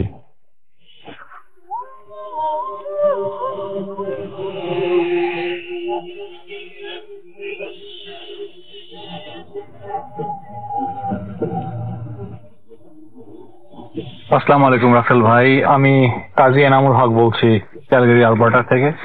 আমি অ্যাকচুয়ালি একটা স্টোরি শেয়ার করতে চাইছিলাম, যদি ভালো লাগে তো শোনাবেন। আর আশা করি সবাই ভালো আছেন। আপনাকে জিজ্ঞেস করলাম না, কারণ আমি জানি আপনি ভালো দলে। ঘটনাটা হলো, এটা ঘটেছিল ইন্ডিয়াতে। এটা আমার পার্সোনাল এক্সপেরিয়েন্স। আমি আমার ছোট ভাই একবার ইন্ডিয়া বেড়াতে গেছিলাম। ওখানে আমার এক কাজিন মালদা জেলার পলিটেকনিক কলেজে লেখাপড়া করতো। তো আমরা ভাবলাম যে যেহেতু আমরা ইন্ডিয়া ঘুরতে, এটা ছিল ওয়েস্ট বেঙ্গলে। তো ওয়েস্ট বেঙ্গলে মালদা ডিস্ট্রিক্টে আমার কাজিন লেখাপড়া করতো। তো ও থাকতো একটা মেসে ওর 2টা ফ্রেন্ডের সাথে, আমি নাম আর বললাম না। আমার কাজিনের নাম ছিল নিপুণ। তো যেদিন আমরা গেলাম, আমরা একটা হোটেলে উঠেছিলাম মালদা জেলায়, এবং ওই দিন বিকালবেলা আমার কাজিনের সাথে দেখা করলাম। সে বলল যে চল তোকে আমার মেসে নিয়ে যাই। তখন আমি আমার ছোট ভাই দুজন মিলে ওদের মেসে গেলাম আড্ডা মারতে। তো যেটা হলো, মেসে যখন যাই দেখি যে একটা ছোট ছেলে সহ আর ও 2টা ফ্রেন্ড বসে আছে। ওদের সবার চোখ মুখ বেশ শঙ্কিত মনে হলো, লাইক অনেক মনে হচ্ছে অনেক টেন্সড ওরা। তখন আমি অবাক হলাম। আমি আমার কাজিনকে জিজ্ঞেস করলাম যে ঘটনা কি ওদের চেহারা দেখে মনে হচ্ছে যে ওরা একটু ওয়ারিড অর সামথিং। তো আমার কাজিন বললো, আরে যা, ওরা যে পাগল ছাগল, ওরা যা করে একটা জিনিস আল্লাহ জানে কি করছে। এবার জিজ্ঞেস করলাম ছোট ছেলেটাকে, বললো যে ছোট ছেলেটা বাড়িওয়ালার ছেলে, ও এরকম ঘুরতে আসছে। ছেলেটা বয়স হবে 12-13 এরকম বয়স হবে। তো ছেলেটা বলেছিল একটা টেবিলে, আমি দেখলাম যে টেবিলের উপর রাখা একটা কাগজ। এনিওয়ে আমি তখন কিছু বুঝিনি। তারপর আমি সবার সাথে পরিচিত হলাম, ওই ডিফ্রেন্ডের সাথে যাদের সাথে ও থাকে মেসে। তো আমি ঘটনার ক্রমে জিজ্ঞেস করলাম কি ব্যাপার, আপনাদের এত মানে টেন্স লাগছে কেন, মানে আমি যে আসলাম এটা কি পছন্দ হয়নি? বলো আরে না না না, আসলে ওরা বললো যে আসলে আমরা একটা জিনিস ট্রাই করছিলাম, যেটা হলো যে আমরা প্ল্যান চেট করার চেষ্টা করছি। প্ল্যান চেট এটা আমি অনেক দেখেছি, এটা কোনো কাজ করে না। আমি বললাম যে আচ্ছা ফান হবে হয়তো, চেষ্টা করে দেখতে দোষ কি। তো আমি বললাম যে প্ল্যান চেটে কাকে ডাকছো? বললো যে ওই যে ছোট ছেলেটা, ওর দাদা কয়দিন আগে মারা গেছে। তো আমরা চিন্তা করছি যে যেহেতু রিসেন্টলি মারা গেছে, আমার মনে হয় মানে পৈতৃক সম্পত্তি এগুলার ইয়েতে কানেকশন থাকবে, ওই দাদা ভাতৃত্ব আত্মার কানেকশন থাকতে পারে। সো আমি বললাম যে ব্যাপারটা কেমন দেখাচ্ছে না, ওর বাবা মা শুনলে কি মনে করবে? যে বলে না না, ও কোনো ব্যাপার না, ও এমনি চোখে রেখেছে আমরা। তো আমরা যেটা প্ল্যান করছি ওকে আমরা মিডিয়াম হিসেবে ইউজ করবো। মানে পাগল নাকি, এত ছোট একটা ছেলে, ও যদি ভয়টা পায় তো কিছু না হলেও ওর মধ্যে তো একটা কি হবে, এফেক্ট পড়বে। আমি জানি কিছু হবে না, কোনো কিছু ঘটবে না। তারপরও ওদের বললাম যে ছোট ছেলের সাথে এগুলো ঠিক না, আপনাদেরকে ওর মিডিয়াম। বললো যে না, আসলে আমরা এই যে কাগজটা দেখছেন, এটা আমরা এখানে টেম্পল থেকে ওখানে টেম্পলে এক সন্ন্যাসী থাকে, ওই সন্ন্যাসী থেকে অনেক রিকোয়েস্ট করে নিয়েছি, মিথ্যা কথা বলে নিয়েছি যে আমি আমার আত্মীয়র সাথে কানেক্ট করতে চাই। আমি শুনেছি যে ওই সন্ন্যাসী বাবা নাকি এরকম অনেক কিছু জানে। তো সন্ন্যাসী বাবা বলেছিল নাকি যে ভুলেও এটা ট্রাই করো না, যদি করতে চাও এটা ভালো হতে পারে, খারাপ হতে পারে। এবং সন্ন্যাসী বাবা ওদেরকে একটা লেবু দিয়েছে। লেবু মানে শুকনা লেবু, ছোট, উই কল ইট লেমন, যেটা রাউন্ড হয় কমপ্লিটলি। এটা কাগজি লেবু না, এটা পুরো রাউন্ড একটা লেবু। সাধারণত হিন্দুরা গাড়িতে টাড়িতে ইউজ করে আর কি। তো আমি লেবুটাও দেখলাম টেবিলের পাশে রাখা আছে। লেবুটার উপর একটা ছোট্ট তিলক মারা, তিলক মানে রেড কালারের সিঁদুরের মতো লাগানো, ওই তিলকটা মারা আছে। সো আমি বললাম যে দিস ইজ ফানি। প্রথম কথা আমরা মুসলিম, ওখানে একজন হিন্দু ছিল আর 2জন মুসলিম ছিল ডিফারেন্ট। আমি বললাম যে আমি জানি না এটা কিভাবে কি হবে, বাট ওকে। আমি নিজেও একটু টেনশনে পড়ে গেলাম, আর যদি আবার কিছু হয় তা আমি তো বিপদে পড়বো। এনিওয়ে তারপরে বললাম লেটস প্রসিড, আমরা এসেছি বেড়াতে, একটা ইন্টারেস্টিং কিছু হবে, লেটস সি, একটু মজা করি। আমি একদমই সিরিয়াসলি নিইনি ব্যাপারটা, আমি জানি এটা কাজ করবে না। এনিওয়ে তো ওরা বললো যে ঠিক আছে, আরেকটু সন্ধ্যা হোক, একটু সন্ধ্যার দিকে, মানে 7টার দিকে আমরা শুরু করি, সন্ধ্যা 7টার দিকে, বাইরে একটু অন্ধকার হোক। বাড়িটা ছিল বেশ পুরানো, অনেক পুরানো বাড়ি, প্রায় অ্যাটলিস্ট 70-80 বছর বয়সের বাড়ি এটা, মানে অলমোস্ট ভাঙা চোরা সবকিছু। এটা একটা মেসের মতো ভাড়া দিয়েছে ওদেরকে। আশেপাশে প্রচুর গাছ, একটা বড় আম গাছ, একটা কোনায় বট গাছ আছে একটা, কিছু গরু আছে নিচে। এটা তো ওই সময়কার এটা প্রায়, ঘটনাটা হলো প্রায় আজ থেকে I would say it was like 2002 or something like that. Anyway, so আমরা শুরু করলাম। ফার্স্টে একটা মোমবাতি জ্বালালো। আমার ওদের ওই হিন্দু ফ্রেন্ডটা সব সিস্টেম শিখে এসছে সন্ন্যাসী বাবার কাছ থেকে। সো ও যেটা করলো, একটা মোমবাতি জ্বালালো এবং লেবুটা কাগজটার ঠিক মাঝখানে একটা পয়েন্ট করা আছে এবং আশেপাশে কেমন একটা আজব কিছু ল্যাঙ্গুয়েজে লেখা আছে। আমি বললাম যে সাধারণত ওইজি বোর্ড ইংলিশ থাকে, ABC, কেউ আসলে হয়তো ওখানে বলবে যে okay soul is present, so yes, এবং নাম বলবে। আমি ওইজি বোর্ড আমি ওরকম ধারণা করেছিলাম, বাট আমি যখন একটা ক্লোজ লুক দিলাম দেখলাম যে আই হ্যাভ নো আইডিয়া এগুলো কি। কয়েকটা জায়গায় কিছু নাম্বার লেখা আছে, নাম্বারগুলো হিন্দিতে লেখা, এবং কিছু কিছু জিনিস আমি জানি না সংস্কৃত না কি ভাষা লিখে দিয়েছে, এটা সন্ন্যাসী নিজের হাতে লেখা। এবং ঠিক মাঝখানে লাল রঙের কিছু দিয়ে একটা পয়েন্ট করা আছে যেখানে লেবুটা রাখতে হবে। এখন আমি জিজ্ঞেস করলাম যে লেবুটার বৈশিষ্ট্য কি। বললো যে ওই অতৃপ্ত আত্মা যদি আসে, সাধারণত ওরা ওই লেবুটা হলো পবিত্র জিনিস এবং ওই লেবুটার উপর বেস করে মিডিয়ামের উপর করবে, এবং যখন তোমাদের কাজ শেষ হয়ে যাবে তখন তোমরা ওই লেবুটাতে একটা ছুরি দিয়ে কোপ মারবা, তখনই আত্মাটা বের হয়ে যাবে। এনিওয়ে আমি আসলেও তখন আমার মধ্যে একটু ভয় লাগছিল। আমি ছোট ভাইকে বললাম যে তমাল আমি বুঝতে না কি হবে, বাট আমি নট শিওর। বললাম যে ভাইয়া তুই এত ভয় পাস। এনিওয়ে যাই হোক, আমার ছোট ভাই বেশ সাহসী ছিল। এনিওয়ে আমরা বসলাম চারিদিক দিয়ে, এবং ছোট ছেলেটাকে আমি জিজ্ঞেস করলাম যে তোমার ভয় লাগছে না? বললাম না, আমি জাদুকে দেখতে চাই। ওকে, আমি ভাবলাম যে আরে বেচারা। এনিওয়ে তারপরে ওকে, ছোট ছেলেটার নাম রাজীব ছিল, রাজীব বসে আছে।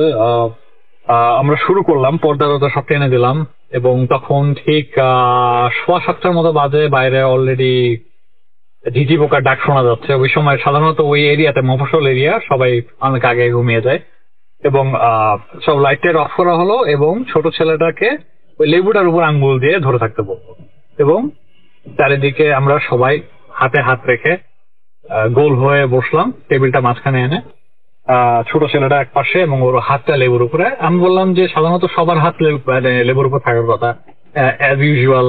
বললো যে এটা ডিফারেন্ট সিস্টেম প্ল্যান, এটা একটা ডিফারেন্ট, মানে ইট উইল ওয়ার্ক, যেটা ওর ফ্রেন্ডরা বললো। বললাম আমি তো অসম্ভব ভয় পাচ্ছিলাম। আমি জানি না, আমি এই ভূতটা আমি কিছুটা হলেও বিশ্বাস করি, আমি সাধারণত জিনে বিশ্বাস করি, বাট আমি বুঝতেছিলাম না যে এই স্পিরিট কিভাবে আসে লেবুর ভিতরে। এনিওয়ে আমরা চেষ্টা করলাম। সো আমরা শুরু করলাম। ছোট ছেলেটা লেবুর উপর হাত রাখলো এবং সবার চোখ বন্ধ করতে বললো, এবং মনে মনে ওই লোকটার নাম বারবার আওড়াতে থাকতে। ওর দাদা অ্যাক্সিডেন্ট হয়ে মরেছিল মোটর সাইকেল চালাতে গিয়ে, ওর নাম ধরে বারবার ডাকতে থাকলাম। তখনও কিছু বোঝা যায়নি। তারপরে কি হলো, ফার্স্টে যেটা হলো, বাইরের যে দরজাটা, ওখানে খুব জোরে একটা ধাক্কা। আমরা তো সব লেবু টেবু ফেলে, মানে কোথায় কে, আমরা অসম্ভব হয়ে পেয়ে গেলাম, মানে কাগজ কোথায়, টেবিল কোথায়, সরে গেলাম। আর দরজাটা এখন কে খুলে দেখবে, ওটার কেউ সাহস পাচ্ছি না আমরা, যে কি হলো, এটা কি বাইরে থেকে ফাইজলামি করছে নাকি ওদের কোনো ফ্রেন্ড লুকিয়ে আছে। এনিওয়ে তখন আমার ছোট ভাই বললো, ভাইয়া রাখ, এটা ওরা প্ল্যান করে রেখেছিল আমাদের ভয় দেখাবার জন্য, দেখি আমি চেক করি। ও গেটটা খুললো, এবং ও খুলে জাস্ট ওখানে গেটের সামনে দাঁড়িয়ে থাকলাম। কমাল কি করছিস তুই ওখানে? তো কোনো উত্তর দিল না। তারপরে নর্মালি ও আবার ভেতরে ঢুকে দরজাটা লাগিয়ে দিল। এনিওয়ে বললো যে আমি বুঝলাম না ভাইয়া, বাইরে তো কেউ নাই, কিন্তু আমার গায়ে অনেক ঠান্ডা লাগছে। আমি ফিল করছিলাম যে অনেক ঠান্ডা লাগছে আমার গায়ে। তো আমি ওটা একটু দেখলাম। আমি বললাম যে আমার মাথায় খালি স্পিরিট ঘুরছে তখন। আমরা শেষ। আমি খুঁজছি লেবুটা কোথায় গেল। এনিওয়ে তারপরে আমরা যে এত কিছু করলাম, আমি দেখলাম যে ওই ছোট যে ছেলেটা ঠিক ওয়াশরুমের ওখানে গিয়ে কোনায় বসে আছে। আমি তো মানে আমার গার লোম টোম খাড়া হয়ে গেছে, আমার এখনো লোম খাড়া হয়ে যাচ্ছে। আমি মনে করছি যে ছোট ছেলেটা ওখানে বসে আছে, কিন্তু ওয়াশরুমের দরজার দিকে মুখ ফিরে। আমি ভাবলাম না, ওকে, আমি তো অনেক হরর মুভি দেখি, এখন আমি জানি হয়তো ওরকম কিছু একটা হবে, ও আমার দিকে তাকাবে, ওর চোখ সাদা হয়ে যাবে কিংবা কিছু। এনিওয়ে অনেক কিছু মাথায় ঘুরছে তখন। আমি কথা বলতে পারছি না। তখন তো আমার ছোট ভাই গেল, আমার কাজিন গেল, ওরা বলে তুই ফাইজলামি করছিস, ওকে ডাকলো, কোনো সাড়া দিল না। ও চুপচাপ বসে আছে ওয়াশরুমের দিকে তাকিয়ে। আমরা তো মানে তারপর লেবুটা খোঁজাখুঁজি শুরু করলো, লেবুটা পাওয়া গেল এবং লেবুটা এনে আমি তাড়াতাড়ি একটা ছুরিটা নিয়ে আমি কোপ মারতে যাচ্ছি। আমাকে তখন দুজন হাত ধরো ফ্রেন্ডরা, আরে কি করছো তুমি, এত বড় সাকসেস, দেখি না কি হয় কত। বললাম মাথা খারাপ, লেবুতে কোপ মারো না। আমি পুরো জিনিসটার মধ্যে ঢুকে গেছি। এনিওয়ে তারপরে ওরা গেল, রাজীব কি হলো তোর, এই কথা বলছে ফাইজলামি করছিস কেন? তারপরে ওরা ডাকলো এবং ছেলেটাকে ঝাঁকালো, যখন দেখলো যে পুরো শক্ত, মানে মনে হলো যে একটা কাঠের টুকরার মতো। ও যেভাবে বসেছিল আমি তো ভাবলাম ছেলেটাকে মরে গেল নাকি ভয়। আমার অনেক মাথার মধ্যে অনেক টেনশন। আমি বললাম যে ওর বাপ মাকে কল দাও, এক্ষুনি ওদের আসতে বলো। আমি খুবই প্যানিক করছিল। ওই ছেলেটাকে আস্তে করে ঝাঁকি দিল, কোনো আওয়াজ নাই, মনে হলো যেন একটা মূর্তি, লাইক ধাক্কা দিলে পড়ে যাবে। ঠিক যেভাবে বসে আছে আমরা ওকে উঠালাম, কোলে করে উঠালাম, শক্ত হয়ে পাটা ভাঁজ করা অবস্থা। আমি বললাম মরে গেছে নাকি ছেলে। আমি বললাম like this is not a joke, like call the corps. আমি তো পুরো ভয় পেয়ে গেছি যে আমি এগুলোর মধ্যে নাই। লাইক তামালকে বললাম তমাল চল আমরা জায়গায়, এসব কাজ আমি কোনো মানে। ওই দুই ফ্রেন্ড, ওর দুই ফ্রেন্ড, আমার যে কাজিন নিপুণের দুই ফ্রেন্ড ছেলেটাকে তুললো এবং পাটা ভাঁজ করা অবস্থায় নিচের দিকে, মানে এটা ঝুলছে না ঠিক, পাটা ভাঁজ করা অবস্থায় ওকে ক্যারি করে বেডের উপর রাখ। ওরা মুখ দেখাচ্ছে কি এই কথা বলছিস না কেন? তারপরে ছেলেটা চোখের পলকও পড়ছে না, more like a dead body. তারপরে হঠাৎ করে একটা পা হাস করে কট করে একটা আওয়াজ হলো, মনে হলো সোজা হয়ে গেল, পাটা শক্ত হয়ে। আমরা oh my God, what is going on? তারপরে কিচ্ছু না করে আমি জাস্ট ছুরিটা নিয়ে লেবুটায় কোপ মেরে দিলাম। কিচ্ছু করার নাই এখন, I don't know what is going on. কোপ মারলাম, তারপরে দেখলাম আবার জোরে একটা আওয়াজ দরজায়। আমি okay something is happening, I have no clue. Okay দরজা জোরে আওয়াজ হলো, আমি তমালকে দেখতে বললাম। তমালের সব সাহস, আমার ছোট ভাইয়ের সব সাহস ওখানেই শেষ। বললাম ভাইয়া no more, I am not checking. Okay তখন আমরা সবাই মিলে ওকে লেটস চেক আউটসাইড, সবাই মিলে, একজন কেউ যাবে না, আমরা সবাই একসাথে যাই। আর ছেলেটার এর মধ্যে আরেকটা পা সোজা হয়ে গেল। আমরা তারপরে ওকে ডাকতে পারছি না, আরেকজন পানি নিয়ে আসলো, পানি নিয়ে ওর মাথায় ঢেলে দিল সামহাও, এবং ওর বডিটা একদম শিথিল হয়ে গেল এবং জাস্ট মনে হচ্ছে যে ঘুমাচ্ছে। ওর পালস ছিল, এভরিথিং ছিল, আমরা চেক করেছি, he is alive. But I think ও সামহাও ভয়ে কিংবা কিছুতে হয়তো অজ্ঞান হয়ে গেছে। আমরা বাইরে গেলাম, দরজা খুলে সেখানে দেখলাম যে পুরা খা করছে, কিচ্ছু নাই আশেপাশে, সব মোটামুটি সবাই। তখন প্রায় বাজে 1:45 মতো, আধা ঘন্টা চলে গেছে কেমনে আমি জানিও না, এবং কোনো আওয়াজ নাই। অ্যান্ড যেটা আমি না, যেটা ওই হিন্দু ছেলেটা যেটা দেখলো যে একটা আলোর মতো, লাইক আমি জানি না কিরকম, জোনাকি পোকার থেকে আর একটু বড় আলোর মতো মনে হলো যে আমার বারান্দা থেকে জাম্প করে বল, লাইট বলটা নিচে গিয়ে জোরে মিশে গেল। আই ডোন্ট নো, ও যেটা বললো আমি এখন সবকিছু বিশ্বাস করছি। তখন আমি জানি না ও কি দেখেছে, বাট ওর যেটা বলার সাথে সাথে ও আর কথা বলতে পারছে না, ওর জিভ মনে হচ্ছে জিভ অনেক ভারী হয়ে গেছে এবং কথাই বলতে পারছে না। আমি বললাম ওকে নেভার মাইন্ড, আমি এখন চলে যাব, আর ছেলেটার অবস্থা দেখি আগে, মানে ও ঠিক আছে নাকি। তারপরে দেখি যে ছেলেটা উঠে বসে আছে বেডের উপরে এবং হি ইজ ফাইন, ড্যাব ড্যাব করে তাকাচ্ছে। আমরা সবাই মিলে ওকে ঝাঁকালাম, এই তুই ঠিক আছিস তো, এভরিথিং। তখন বললো যে আমার অনেক ঠান্ডা লাগছে দাদা আমার অনেক ঠান্ডা লাগছে। আমরা ওকে তাড়াতাড়ি আমরা গেলাম, দেখলাম যে ওর গায়ে অনেক জ্বর। সাথে সাথে একজন ফ্রেন্ডকে বললাম তুই ওকে নিচে দিয়ে, আমার কাজিন বললো যে তোরা ওকে নিচে দিয়ে। আমরা কেউ একা যাবো না, আমার গায়ে তো সাহস নাই। তখন বললো ঠিক আছে তোরা দুইজন যাদের প্ল্যান ছিল তারা এসব ডিল কর, আমাদের কোনো ইয়ে নেই, আমরা বেড়াতে এসেছি। তখন ওরা দুজন গিয়ে দিয়ে আসলো বাসায়, কিচ্ছু বলেনি ওর বাবা মাকে, আর ওকেও বলে দিয়েছে যে কিছু বলিস না। বলে আমি কি বলবো, কি হয়েছে? ছোট ছেলেটা মনে হলো যেন কিছু জানে না কি হলো। বলে আমার মনে হলো যে আমার সবকিছু অন্ধকার হয়ে যাচ্ছে, আমার শরীর ঠান্ডা হয়ে যাচ্ছে এবং আমি মনে হলো যে আমি ঘুমিয়ে গেছি। তারপর আমি উঠলাম, উঠার পর আমার ঠান্ডা লাগছে, আমাকে ভিজিয়েছে কেন পানি দিয়ে। তখন আমরা বলবো আমার মনে হয় তুই ওই হয়ে গেছিলি। বলে কি আমার দাদুকে এসেছিল, আমরা কোনো অ্যান্সার দিতে পারিনি, এটার আমরা কোনো অ্যান্সারও দিইনি। আমি চাই না, আমি মানা করেছি এটা নিয়ে ওই ছোট ছেলের সাথে কোনো আলাপ না করা, যে আমি জানি না কি হয়েছে, এটা কি এখন ছেলেটা কি এখন প্ল্যানচেটেরই কি নাকি এখন ওই ছেলেটা কি ভয়ে কিংবা কোনোভাবে অজ্ঞান হয়ে গেছে, I have no clue, but this is what happened. আমরা ওর ফ্রেন্ডে বলে দিলাম যে never do that again, I don't know তোদের কি হবে পরে, but just don't try this kind of stuff, যে সুপারন্যাচারাল এইসব জিনিস ট্রাই না করাই বেটার। বিকজ আমরা জানিও না যে এটার পরিণতি কি হতে পারে, কেউ মরেও যেতে পারে, কিংবা কেউ হয়তো জিনিসটার মধ্যে মানে মনে করবে যে অ্যাকচুয়ালি রিয়ালিটি, কিন্তু actually something else.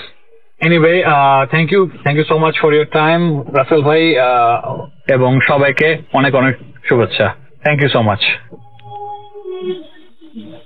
Bhoot FM, the night comes alive with grabbing form.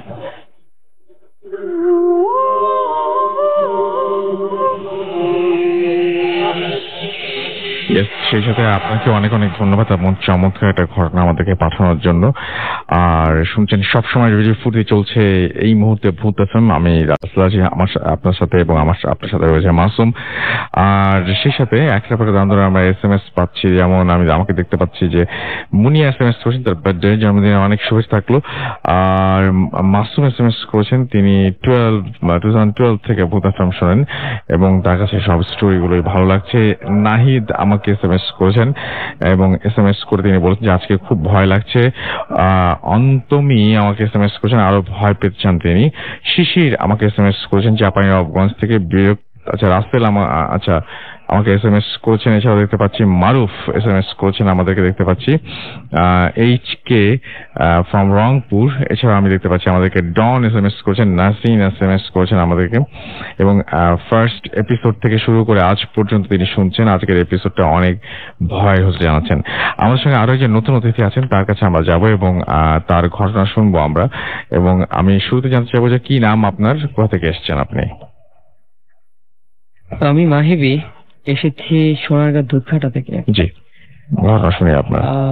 First time এদের শুভেচ্ছা অ্যাডভান্স রাসেল ভাই। তো এখন যে ঘটনাটা শেয়ার করবো সেটা আমাদের এলাকারই একটি ঘটনাটা হয় খুব দ্রুত শেয়ার করবো, কারণ আরো অনেক ঘটনা আছে, আমাদের সময় আছে খুব অল্প। ঠিক আছে। ঘটনাটা শুরু হয় 2014 সালের মাঝামাঝি টাইমে। তো একটা ছেলে ছিল যে হচ্ছে জব করতো ভিডিওর একটা দোকানে, লাইক আপনি তো মনে হয় জানেন যে বিয়েতে যে ধরনের ভিডিওগুলো হয় ওরকম একটা দোকানে সে জব করতো। তো গ্রামের দোকান ছিল, তেমন কোনো কর্মচারী তেমন ছিল না, জাস্ট দুইজন তারা জব করতো। তো আনফরচুনেটলি একদিন ওই ছেলেটি আসেনি, শুধু একজনই যায় বিয়ে বাড়িতে। তো বিয়ের কাজটা শেষ করে ভিডিও রেকর্ড করার পরে তার পারিশ্রমিক নিতে একটু লেট হয়ে যায়। তো সে বাসার উদ্দেশ্যে রওনা হয়, তখন প্রায় রাত 1টার মতো বেজে যায়। তো বাসার দিকে সে রওনা হয়। তো আমি বলে রাখি, সর্দার বাড়িতে একটা খুবই পুরনো একটা ব্রিজ আছে, যে ব্রিজ দিয়ে আসলে সচরাচর মানুষ দিনের বেলায় যেতে ভয় পায়। তো তার বাসায় যেতে হলে সেই ব্রিজটা ক্রস করেই যেতে হবে। তো একা রাত 1টা বেজে গেল। সো সে চিন্তা করলো যে না, এত রাতে ওইখান দিয়ে যাওয়াটা মনে হয় ঠিক হবে না। তো সে আরেকটা বিকল্প রাস্তা দিয়ে যাওয়ার ট্রাই করলো। তো সেই রাস্তাটা ছিল আর একটু দূর দিয়ে, তো সে সেখান দিয়ে যাচ্ছিল। আর আরেকটা বিষয় হচ্ছে যে ব্রিজের ওইখানে অনেকগুলো পুরনো গাছ আছে, এর মধ্যে একটা উল্লেখযোগ্য হচ্ছে যে একটা তেঁতুল গাছ আছে খুবই বড়। যাই হোক, সে বাসার দিকে যাচ্ছিল, এমনতো অবস্থায় একটা জিনিস সে ফিল করলো যে তার গায়ের উপরে কয়েকটা 4-5টা পানির ফোঁটা পড়লো। তো সে হয়তো ভাবতেছিল যে বৃষ্টি হচ্ছে মনে হয়, কিন্তু না, ওরকম কিছুই না, বৃষ্টি হচ্ছিল না। তো পানির ফোঁটা পড়ার পর থেকেই সে আরেকটা জিনিস ফিল করলো তাৎক্ষণিকভাবেই, যে তার বাম পাশে এবং ডান পাশে দুই পাশে দুইটা স্ট্রাকচারটা হচ্ছে মানুষেরই মতো, বাট ওইগুলোর হাইট ছিল সর্বোচ্চ 3 থেকে 3.5 ফিট এরকম স্ট্রাকচারের। এবং সে সবকিছু দেখতে পারতেছে, বাট কিছু বলার মতো তার ছিল না। দেখতেছে, বুঝতেছে, কিন্তু তার কোনো বলার ছিল না, লাইক হিপনোটাইজড হলে মানুষের যা হয় আর কি ওরকম। তো তাকে বললো হাঁটো, এবং সে হাঁটতেছিল, তাদের সাথে সাথে হাঁটতেছিল, তারা সামনে সে পিছনে, এবং তার পিছনে সে ফিল করলো যে হাজারো মানুষ তার পিছনে গল্প করতে করতে আসতেছে। তো তাকে হাঁটতে হাঁটতে হাঁটতে হাঁটতে একটা সময় নিয়ে গেল সেই ব্রিজের গোড়ায় এবং সেই তেঁতুল গাছের নিচে। তার মনে হচ্ছিল পৃথিবীতে যেন কেউ নেই, শুধু তারাই তিনজন, সেই দুইজন আর সে একজন, এই তিনজন, এর বাইরে যেন পৃথিবীতে কেউই নেই। সারা পৃথিবীটা নিকশকাল হয়ে গেছে, পৃথিবীটা যেন থমকে গেছে, একদম পোজ। তাকে বললো যে কোদালটা ধরো, এবং সে কোদালটা ধরলো। তাকে বললো গর্ত করো, এবং সে গর্ত করলো। এবং তাকে বললো সে গর্তে তুমি শো। একটা কবরের স্ট্রাকচারে গর্ত করা হয়, এবং ওনাকে দিয়ে কোনো কবর খোঁড়ানো, ওনাকে দিয়ে কবরটা খোঁড়ানো হয়, এবং সে সেখানে শুয়েও পড়ে। তো রাত যেহেতু অনেক হয়ে যায়, তখন তার গায়ে বৃষ্টির ফোঁটা পড়ে একটা 23 কি 24-এর মতো সময়ে, এবং এর মধ্যে অনেকগুলো ঘটনাই কিন্তু ঘটে। আর যে ঘটনাগুলো ঘটেছে এগুলো ঘটতে ম্যাক্সিমাম 15-20 মিনিট সময় অবশ্যই লাগবে। তো যখনই তাকে বলা হলো যে তুমি শুয়ে পড়ো কবরে, সে শুয়ে পড়ে। ঠিক ওরকম সময়ে তার ফোনে একটা ফোন আসে, আর ফোনটা তার মা করে খোঁজ নেওয়ার জন্য, এত রাত হলো কেন সে বাড়িতে আসলো না। তখনই তার একদম সেন্স চলে আসে যে আমি কোথায়, আমি এই গর্তের মধ্যে কেন, আর এইখানেই আমি কি করতেছি। খুব ভয় পেয়ে সে দৌড়ে তার বাসার দিকে চলে যায়, এবং বাড়ির কাছে গিয়েই সে অজ্ঞান হয়ে যায়। পরবর্তীতে সকালবেলা সে ঘটনাটা তার বাবা মার সাথে শেয়ার করে, এবং তার 2 দিন পরেই সে মারা যায়।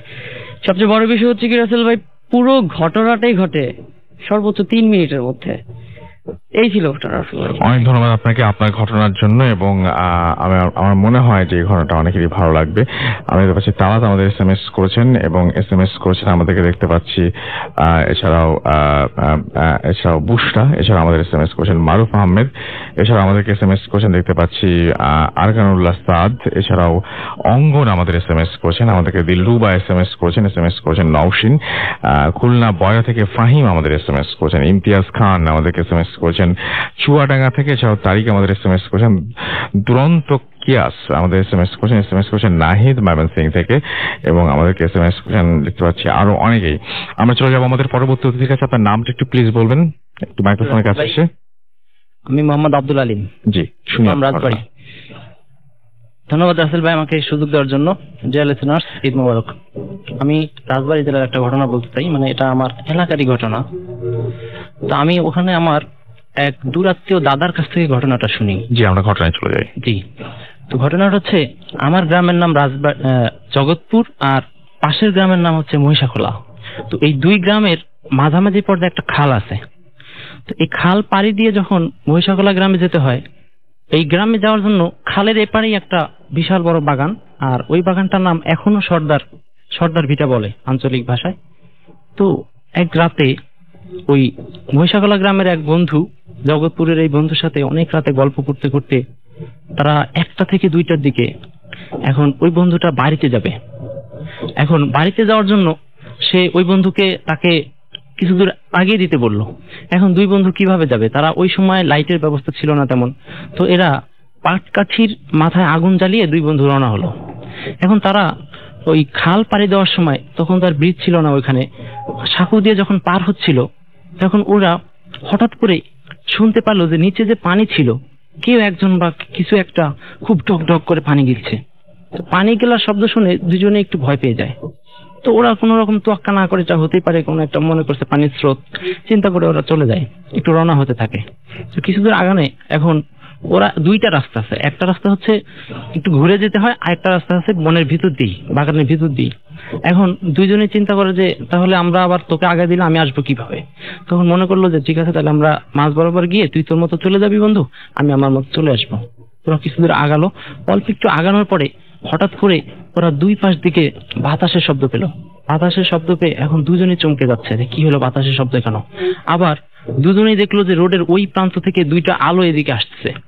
এখন কেউ কাউকে বলছে না যে আলো আসতেছে, কারণ চিন্তা করছে যে আমি বললে যদি ও ভয় পায়, ও বললো যদি আমি ভয় পাই, এরকম বিষয়টা আর কি রাসেল ভাই। তো তখন ওরা যখন একটু অগ্রসর হতে থাকলো, হঠাৎ করে উপর থেকে একটা ডাল পড়লো। উপর থেকে কি যেন একটা পড়লো, হিসাব করলে একজন ঘুরে গিয়ে দেখার চেষ্টা করলো কি পড়লো। তখন তার আলোটা নিভে গেল। এখন আরেকজনের কাছে আলো থাকার পরে ওই আলো দিয়ে দেখতে পেলো জাস্ট একটা গাছের ডাল পড়েছে। তখন একটু সাহস নিয়ে তারা আবার একটু অগ্রসর হলো। অগ্রসর হতে হতে যখন ওরা ঠিক ওই সর্দার ভিটার মাঝ বরাবর যায়, যখন ওই মাঝ বরাবর যাওয়ার সময় তাদের 2 পাশ থেকে যে বাতাসটা শশা বইছিল, মজার বিষয় হলো ওই বাতাসটা কখনো রোডে ছিল না, শুধু বনের মধ্যে ছিল।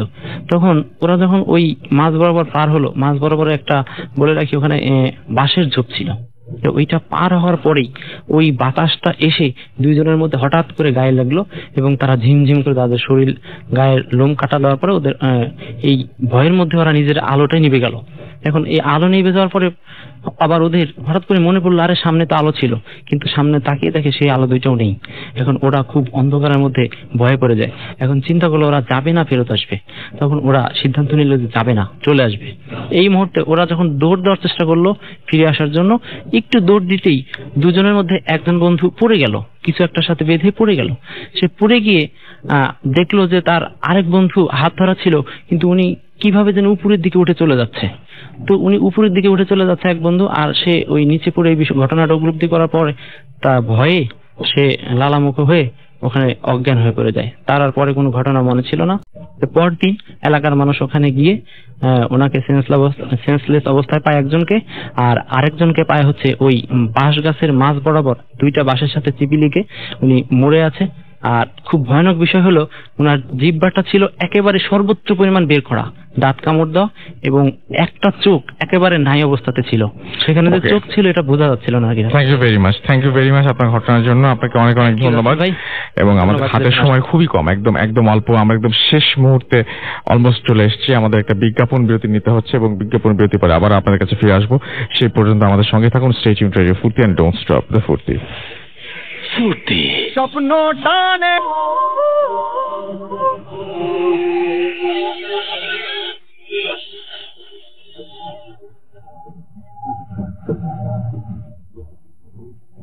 রাইট, ফিরে এলাম আবার। আমি রাসেল, শুনছেন সবসময় রেডিও ফুর্তি 8.2 FM। The night comes live with coming phone. এবং আমরা আরো বহুদূর যেতে চাই আপনাদের সহযোগিতা পেলে।